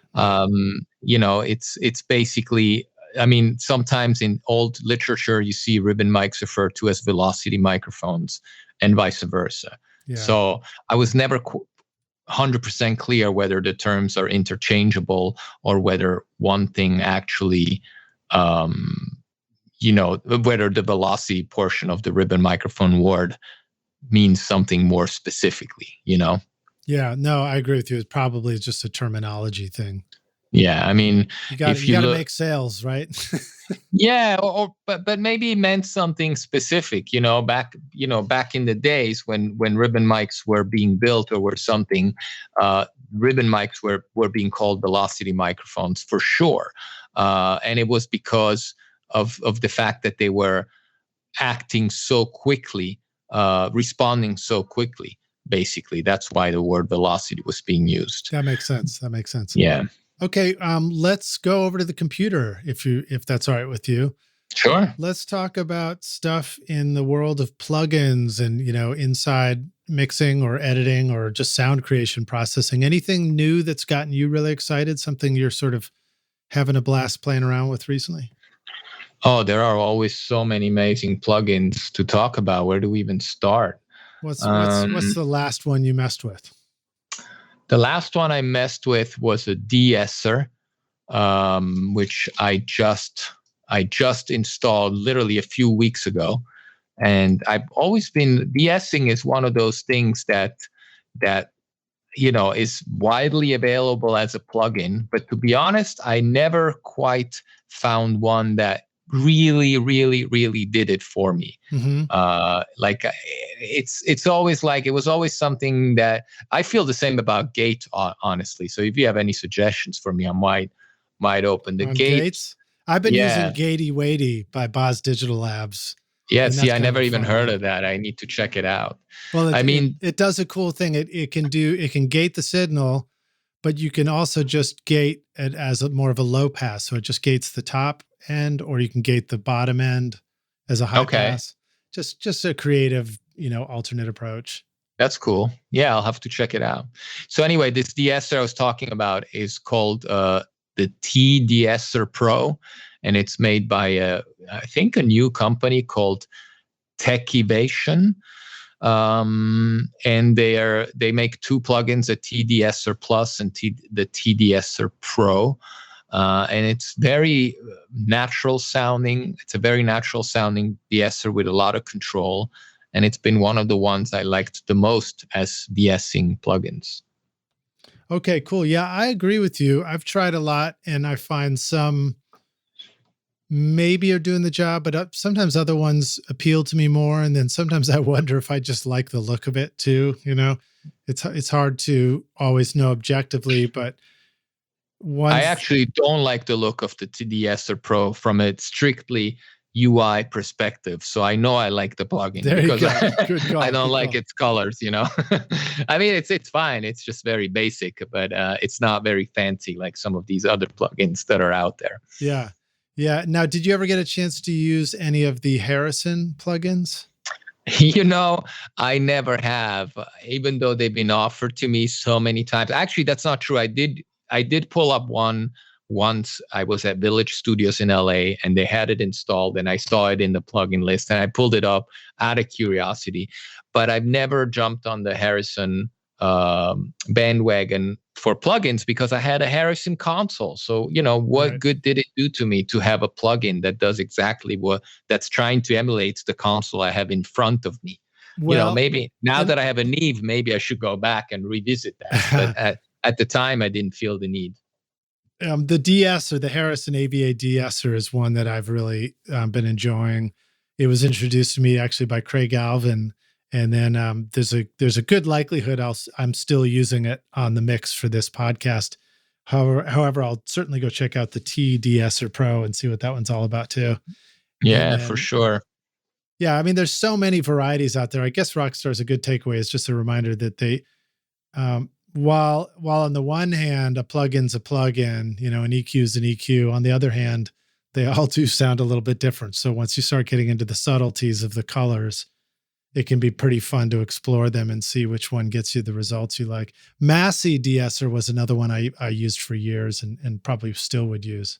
Okay. Yeah, I mean, they're, like you said, they're different colors, and just like microphones, the more colors you have, the more, you have varieties to work from. Another company another plugin that I installed recently is the Plugin Alliance Better Maker, and the what's the analog? The Black Box is another one that I installed from them and really, really liked. So I've been experimenting with those more and enjoying things you can do with saturation in the case of the Black Box.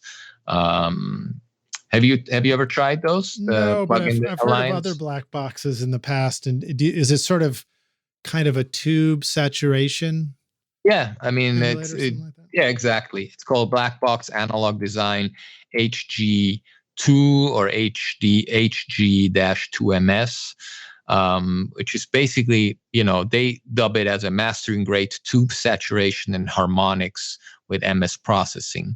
So I've been using it across my master bus to see whether, if and when I like saturation on the master bus. I don't do it very often. Sometimes, I found that it adds this subtle distortion that in the case of like something very pure, like like I wouldn't put it through a classical recording of strings or of a harp or whatever. But in more fuzzy things like rock mixes, etc., it can definitely be fun to add a little bit of saturation across the mix bus. And yeah, I've enjoyed that. That's another one. And is that one where you put it on and then you can like adjust how much of it, kind of from 0 to just a little bit to a lot? Absolutely. And you can of course do parallel as well. So you can kind of, in the way you would do parallel compressing, you can add some of it in the mix, but not completely take over the mix, so to speak. Yeah. I just thought of something. I don't know. Maybe I'm going on a tangent here, but sometimes when I do the parallel knobs on stuff, the part I don't like about that is it sort of changes the relative levels of things sometimes. And I wonder if there's, what I was trying to think of the easiest way to go from having nothing on there to trying it with parallel and not getting fooled by different level changes. I suppose a lot of the times plugins have the A/B comparison, so you can kind of set it one way, do AA. Yeah, I think they always do if you're using them in Pro Tools. That's a Pro Tools thing that you can always compare with how it was without. And there's always obviously the good old bypass button, which I use a lot to make sure I'm not being, led down the path of thinking it's better just because it's louder, you know. But the compare feature, isn't that like you can set the plugin one way and then save it and then go to another way and then hit the compare and it'll flip. It's like with our TV remote control when we used to be able to just go back to the last channel we were looking at. Yeah, you're correct. But I'm saying that if you set it so that there's no plugin applied, you can, jump back and forth from that. It's not, I might as well use the bypass button at that point. You're right. But I just always try to, if I'm making decisions based on how something sounds, I always make sure to match my levels with an A/B function before I make the decision. Because otherwise you're always going to pick the loudest. That's just like how your brain is wired to pick the louder thing,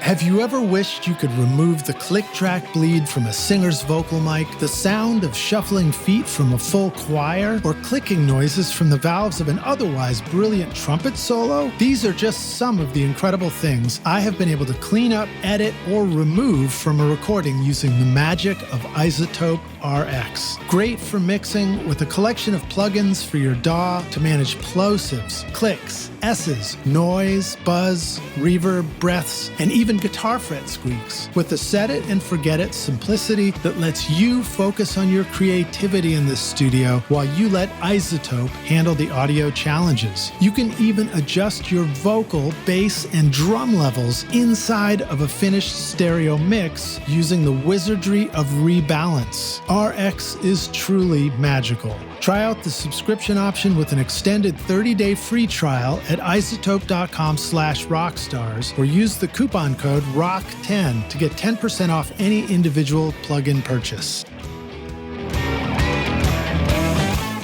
OWC now brings you the Mini Stack STX, the world's first Thunderbolt 4 certified storage and hub expander, perfectly sized to stack with the Mac Mini and the ideal storage and connectivity companion for Thunderbolt or USB-equipped computers and devices. With a universal SATA HDD SSD bay and NVMe M.2 PCIe SSD slot, you can expand your Mini's storage capacity to gigantic proportions. 3 Thunderbolt USB-C ports enable you to connect to millions of Thunderbolt, USB, and future USB 4 drives, displays, AV mixers, cameras, and tablets, as well as desktop accessories like a keyboard, card reader, or mouse. I'm using the Mini Stack STX paired with my Mac Mini M1 to house my dedicated audio SSD and sample libraries, and it works great in my studio. Find the new Mini Stack STX and all your storage needs at macsales.com/rockstars.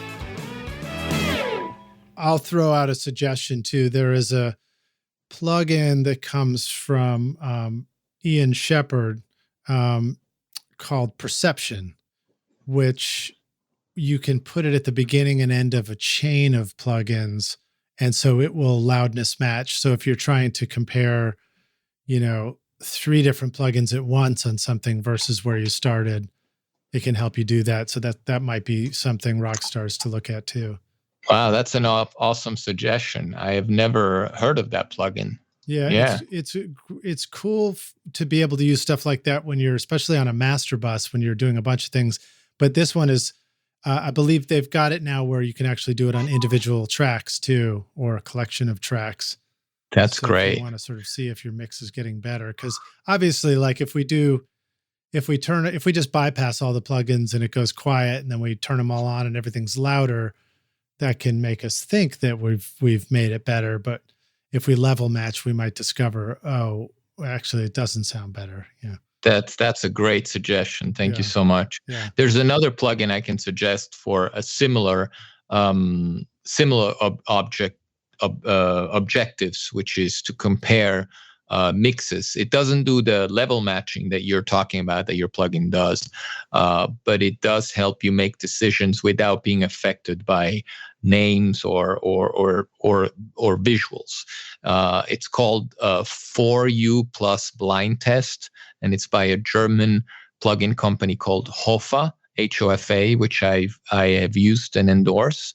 And they make this blind test plugin where you can basically add different mixes, and without seeing what's happening, you can make decisions so you're not influenced by what you're looking at. That's cool. Yeah, because it's so easy for us to be influenced just by visually looking at something.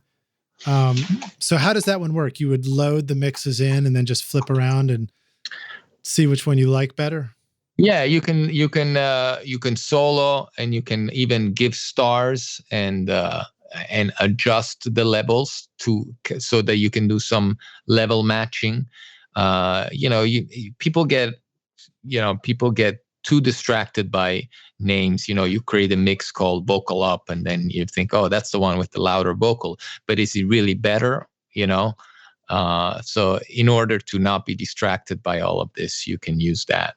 Okay, that's very cool. Yeah, especially when we don't know which one it is. That's so helpful, and you can just decide if you like the sound of one better. Yeah, exactly. You can insert it as the last plugin on every track that you want to compare, and then you can just click the solo button, and it basically lets you compare that way too. Okay, and that one is from Hoffa, and it's called 4U Plus Line Test?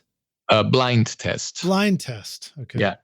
So 4U plus blind. So number 4, letter U, PLUS, or an actual plus?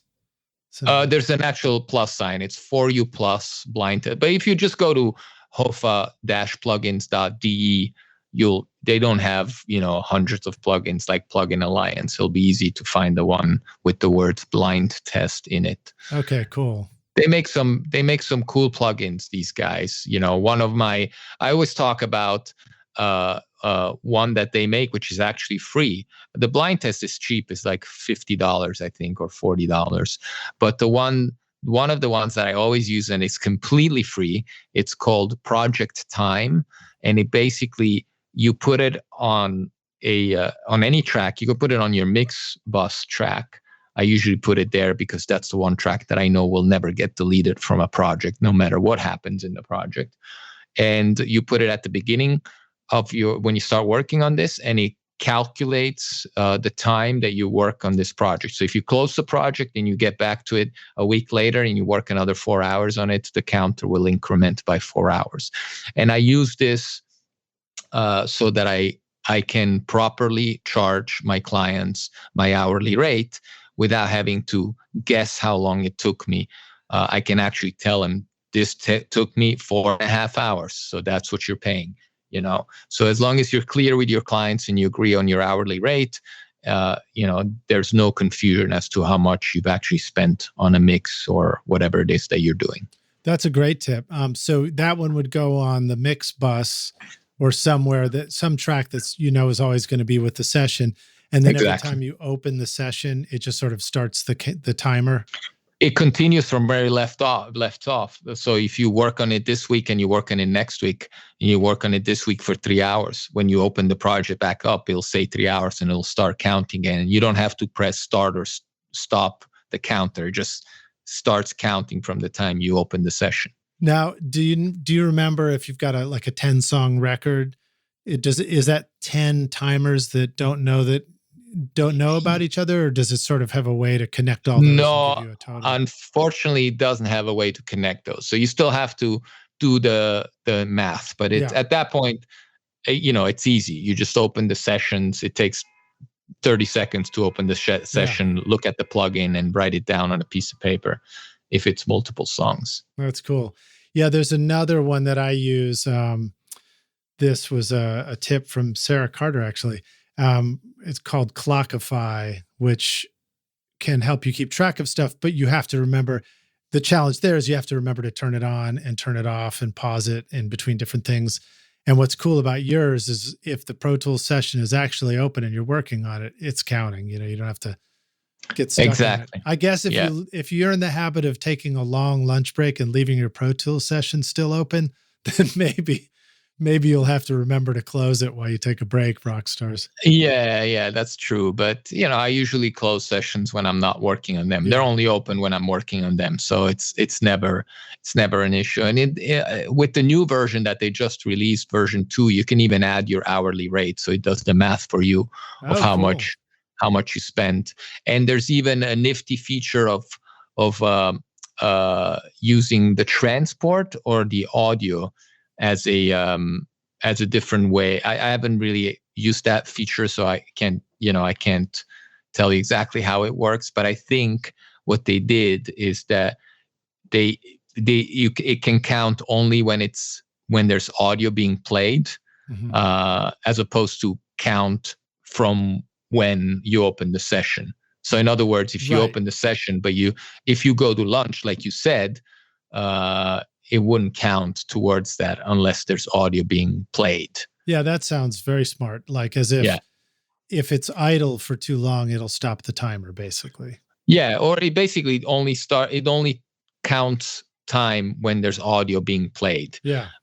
And I like I said, I haven't used this new thing in the plugin yet. In the new plugin, I think it's the new version 3 that they released. But it is now possible, and it's probably for those instances. It's a great plugin and it's free, so nothing. I actually have in my template, mixing template, I have that on the master track, so that every time I import my template, it immediately starts counting. So that's a great tip. Yeah, thank you for that, Rockstars. We'll definitely have to check that out. I will give one addition to that. I'll say that another reason to be reminded of, Rockstars, of why you don't want to leave a session open for too long in Pro Tools is because Pro Tools does have the automatic backup feature where every 1 minute, every 2 minutes, whatever you've got it set for, it's saving a backup of that. But if you have it set to save 20 backups and you leave it open for an hour while you go to lunch, then you just saved over all your backups, and now they're all just the same backup of nothing, of the same session. And so you actually, by leaving a session open for too long, if you're not actually working on it, you're running the risk of deleting some of those backups that you might have needed. Like you'd hate to come back from lunch and be like, oh shit, somebody hit delete on all the audio and now it's just backed up over all those sessions. That's a very, very good tip. I had never actually thought of that. But then again, I don't leave Pro Tools open when I'm not working on it. There you go. We just needed to listen to you in the first place. No, but that's really smart. I never thought about it because I've never, worked that way. I'm also honestly a fanatic of making backups to a second hard drive anyway. Yeah. So I'm never caught losing anything because I've had that experience 20 years ago, and I promised myself it would never happen again. Yeah. So, well, you did talk a lot about backups on the last episode.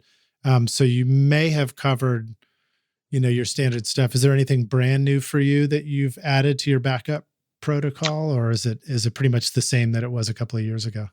It was probably the same. I don't remember what we said last time a few years ago, but basically, I mean, to condense it and recap, I use a plugin. I use a software called Sync Folders Pro, right. Which is $30, I believe, on the App Store.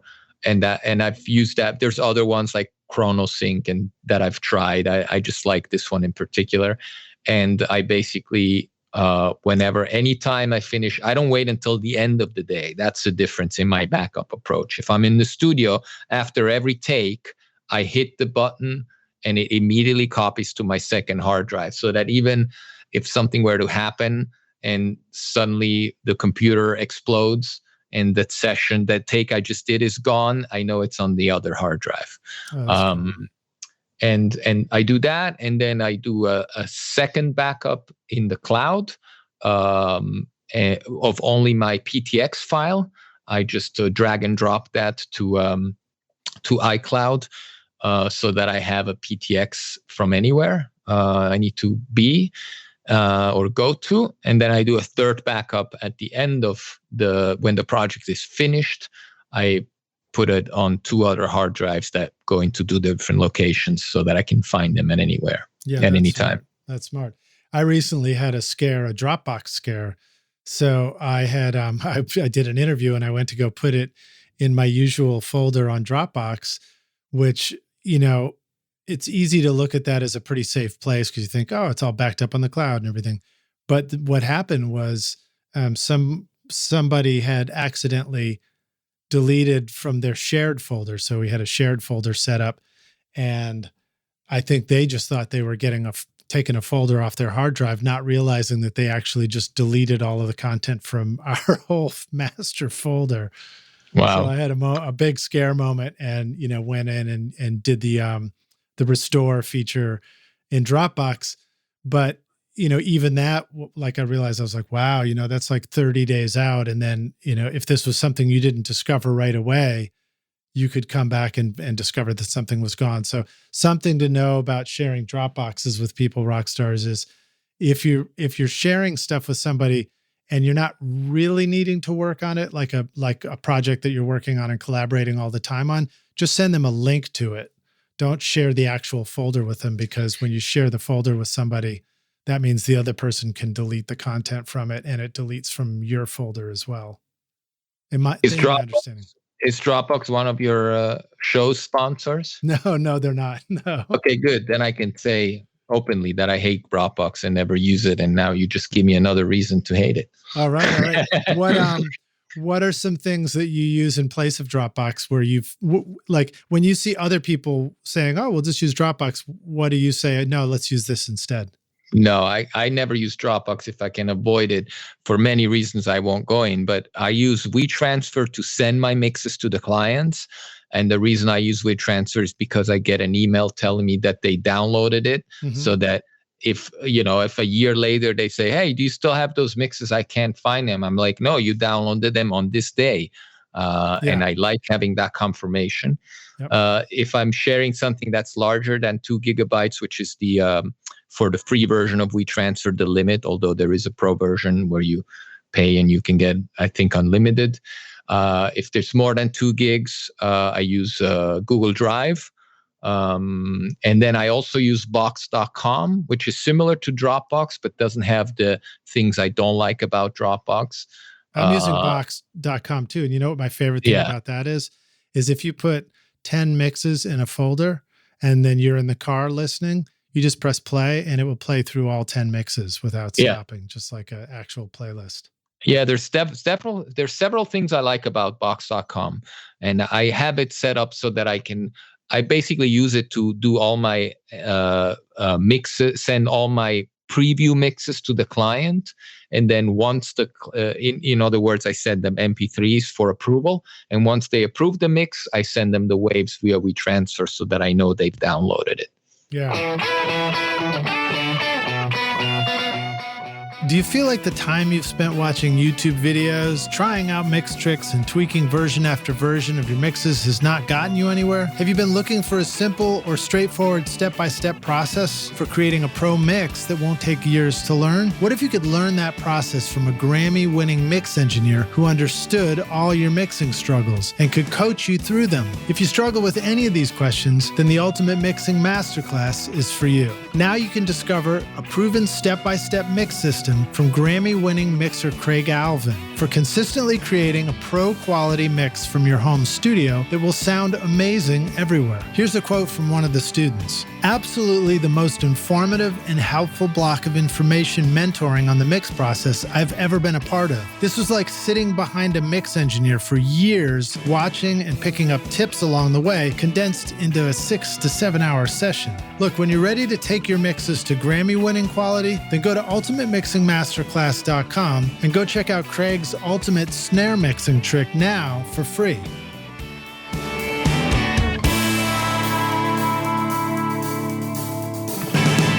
Well, Dropbox actually does have a feature now where you can transfer a file and it gives you the limited time limit, and it will give you a confirmation that they downloaded it. So that they've figured that out, but that's a great feature because you just don't want to sit around on somebody. We're not an archiving system for other people's projects. You know what I mean?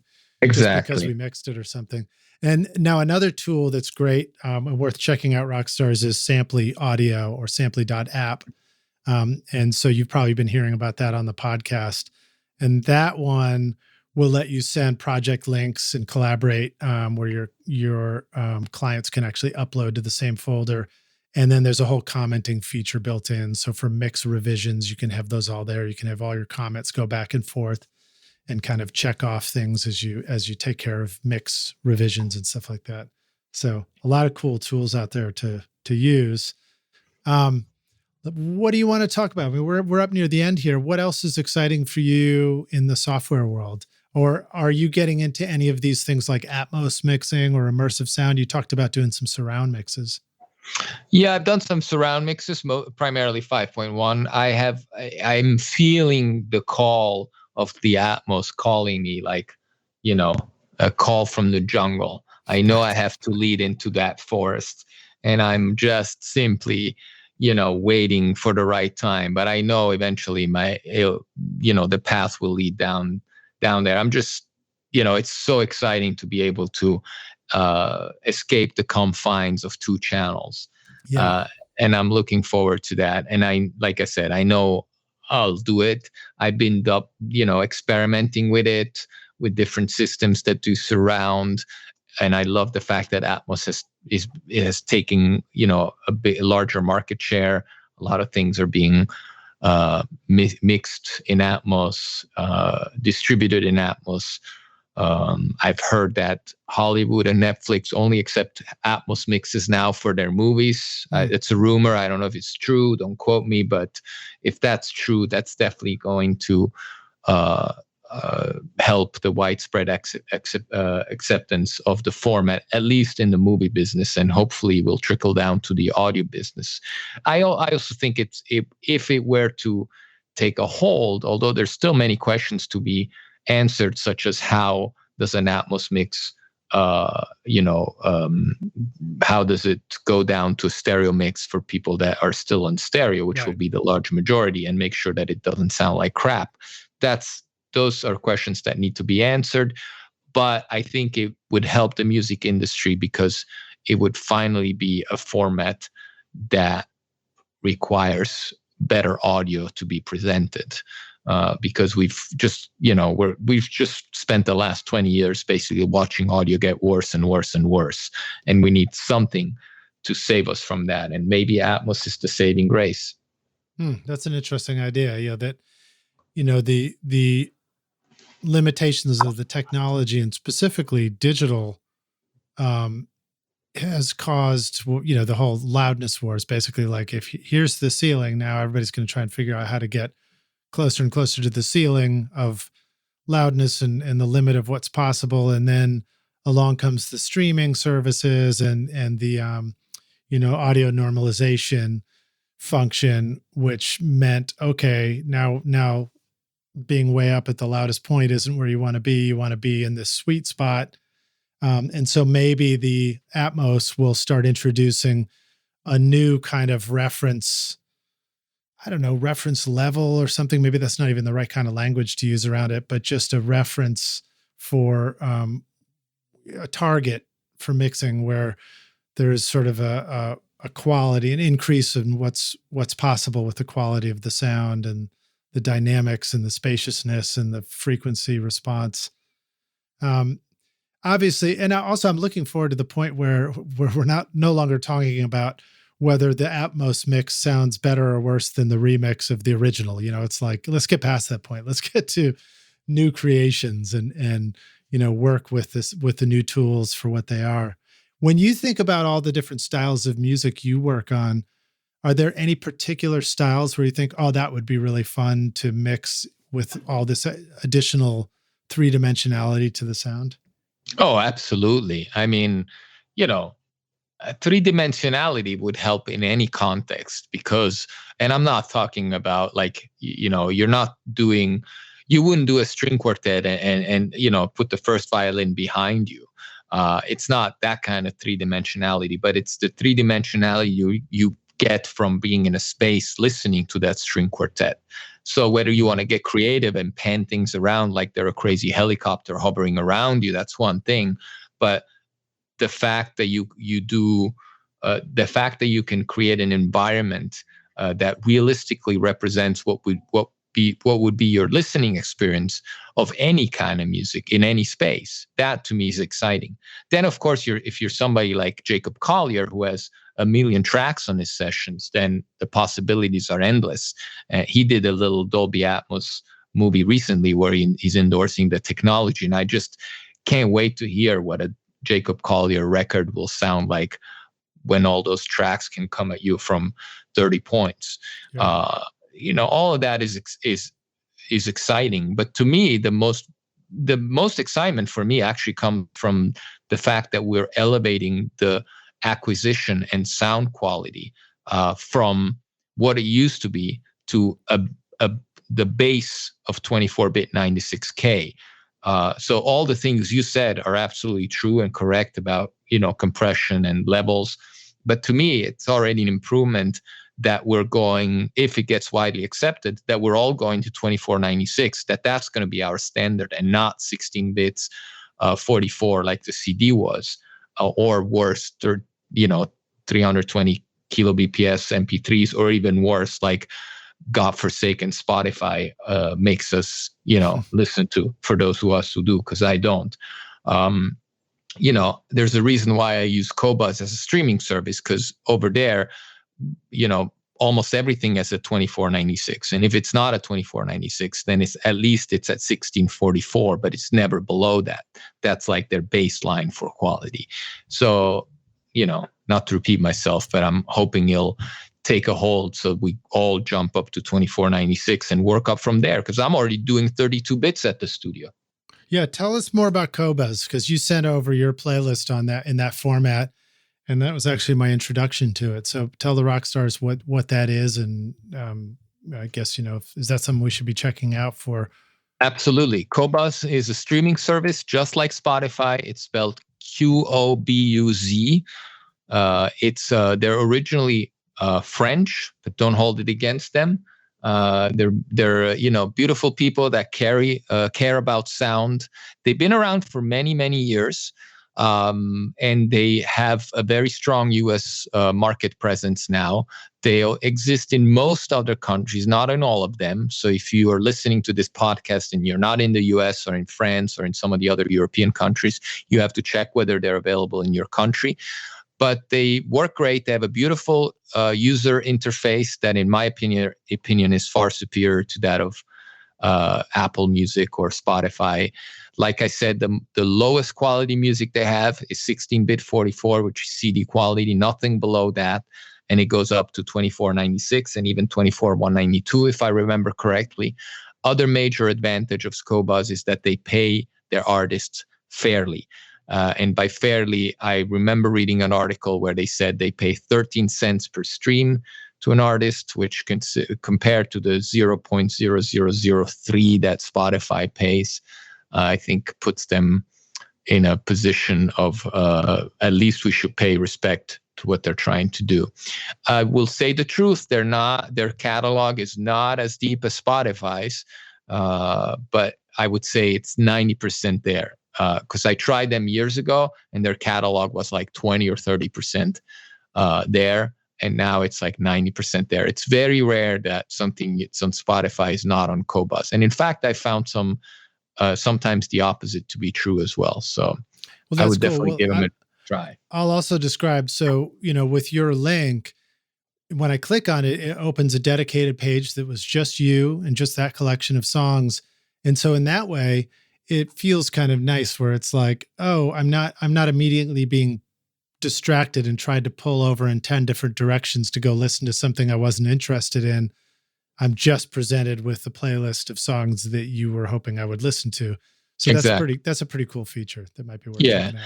And I should mention that they cost the same amount of Spotify. I don't know what Spotify high-res audio version costs, but you can get Qobuz for $10, $11 a month, and there's a family plan, and there's even a Studio Sublime plan, which is $15 a month and gives you even higher quality.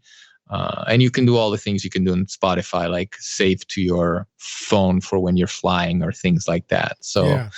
Well, looking at the website, I did notice that they say 24-bit up to 192K. So maybe That's it's right. even higher than it was before. But I guess it does beg the question, should we as creators be thinking about producing high-resolution masters higher than we're used to? And do you have any thoughts about that? Or Yes. is that... Yes. How many times can I say yes on this podcast before you edit them out? Absolutely. Yes, yes, yes. For so many reasons that are far more important and long-lasting than just what the current state of affairs is in the world of streaming. Yes, yes, yes. Because when you do a high-resolution master and you have that archived, even if, like I said, I'm recording at 32 already, 32 bits already. The first time I did a 32-bit session was in LA when I recorded the Foo Fighters. And I noticed that the computer was set to 32. And I thought, wow, they're doing 32 here. Because, of course, it's Village Recorders and it's the Foo Fighters. So the gear was no problem. And it got me thinking. I was like, I wonder if I can do 32 on my system. And I tried it and it worked fabulously. And so I was like, okay, I'm doing 32. Yes, it does take more hard drive space. But most importantly, even if the technology surrounding it is not quite there yet, you're already future-proofing everything that you're doing. Because if the music that we record today could potentially be listened to in 50 years from now, you want to make sure that you're giving the people 50 years from now the topmost quality that you can. You don't want to do something thinking, oh, everyone is going to listen on Spotify and Spotify is MP3s. So why bother? Why bother with 24-bit? I can just do 16-bit because it's going to go down to MP3s anyway. And that's just the wrong approach for posterity. I think I always say this in classes and podcasts, so apologize if I repeat myself, but we are archivists of culture, and it's our responsibility to archive that culture in the most pristine way our technology allows us to for posterity and for future generations. If the Beatles back then had said, you know what, let's not use this. Let's just use this other thing because most people, are not going to care about quality. We would now be listening to shitty sounding records. So we need to make sure our records sound as good as we can so that in the future, when people will hopefully have forgotten about the MP3 quality that Spotify makes us listen to, we'll have options. And we just talked about Atmos. That might be the next big thing, and if all we are creating is bad sounding content, I assure you that bad sounding content is not going to sound better on Atmos. It's going to sound even worse, probably. Right. Well, it's fascinating. Well, even based on the record that you just told us about, taking 10 years to create already, recording when you started the record to now, everything's changed around it so that the computers and the software and everything can handle mixing at a higher resolution. And if you had recorded it at a low resolution for the 10-year ago computer, you'd be making decisions that wouldn't apply by the time you finish the record. So exactly, that's a good tip. Now, should we, and we're closing up here, so I'll let you go, but should we think about this like treat our Pro Tools recording session like a tape machine where we can do the highest resolution and we're not worried about all those plugins yet, and we could still potentially downsample the session at the mix so that we can do the mixing knowing that we've got an archive of all the multi-tracks, or is that too complicated for it? No, I think I agree with that. I think you should record at the highest possible bit depth and sample rate that your system allows you to comfortably record the number of tracks you need to record. And that should be the bottleneck. That should be your deciding factor, is how many tracks can you record without the computer stopping. If you have a plugin that you 100% absolutely can live without it, and that plugin does not work at the sampling rate you've chosen, and you need to, because of that plugin, downsample or record at a lesser sampling frequency, then so be it, if it's really that important to you. But I think you should think of Pro Tools as the recording medium and therefore record it as good as you can. If you want to later, if you need to later downsample it so you can use a particular plugin, so be it. But I think most plugins are available in any sampling rate by now. So I don't see why that would even be a consideration, All right, here's one other idea that just popped into my head. Rockstars, do a high resolution sample rate, then make a copy of it when you go to mix, bring it down to a low res that you can put all the plugins you need and your computer doesn't choke. Then import those decisions for your plugins back into the high res one and commit each track individually. And all of a sudden you've got the high end processing and the same decisions. And now you can handle the mix again. Yeah, that can work. That can work. Although if you do it to every track, you might as well at that point stay in the lower resolution, because upsampling is not going to make it better. But right. I mean, at least you have I just meant you'd be importing the plugin settings back into your high resolution session. That's all. Oh, I see. Yeah. All right, man, dude, thank you so much for hanging with us, Marc. Let me ask you our closing question, which we asked before, but I like to do it all the time. You're going to take the Wayback Studio machine and you go back in time.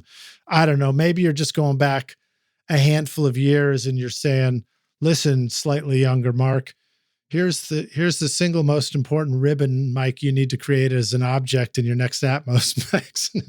No, just kidding.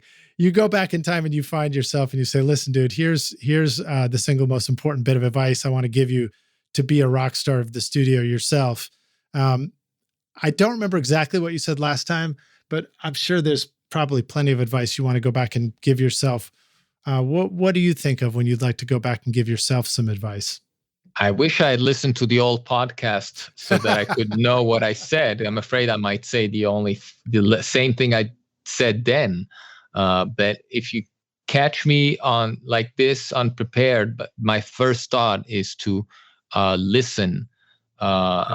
And listen means listen and don't talk if you're an engineer and there's a producer in the room. That's one lesson I learned. But it also means listen to as much music as you can, go to as many shows as you can, listen to as many records as you can, because whatever you do as an engineer is always going to be capturing music that was somehow influenced or informed by some other music that happened before, 99% of the times.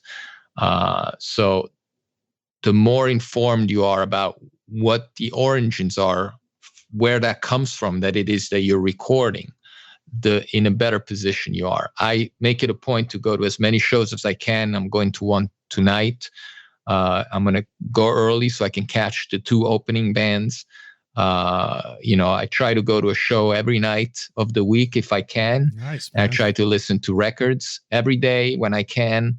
No wonder you drink espresso in the morning. Exactly.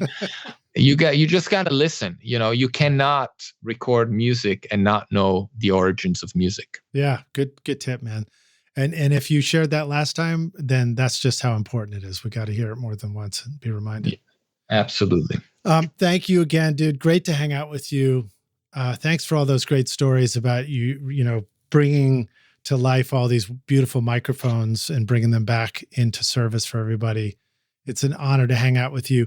Where would you like the rock stars to go learn more about you? What if they're ready to mix their next hit record or record it or, just produce it with you, whatever it is? Where would you like them to go?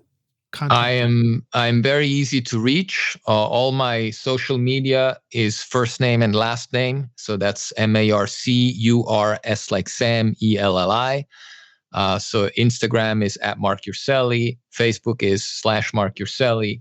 My website is marcurselli.com. My LinkedIn is linkedin.com/in/marcurselli.com. It's really not hard to find me. Luckily, I have a pretty unique first and last name, so you won't find any other Marc Urselis out there. So if you need a record mixed or you just want to reach out for any kind of ideas or comments, I'm happy to talk to anyone. I answer every message I get. Might take me 24 to 48 hours, but I do get back to everyone.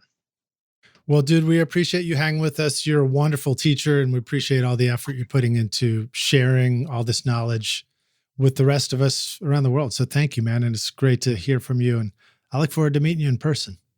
Thank you for having me. It's always a pleasure to be on your podcast. All right, man. Cheers. And thanks for listening, Rockstars. We'll talk to you soon, Marc.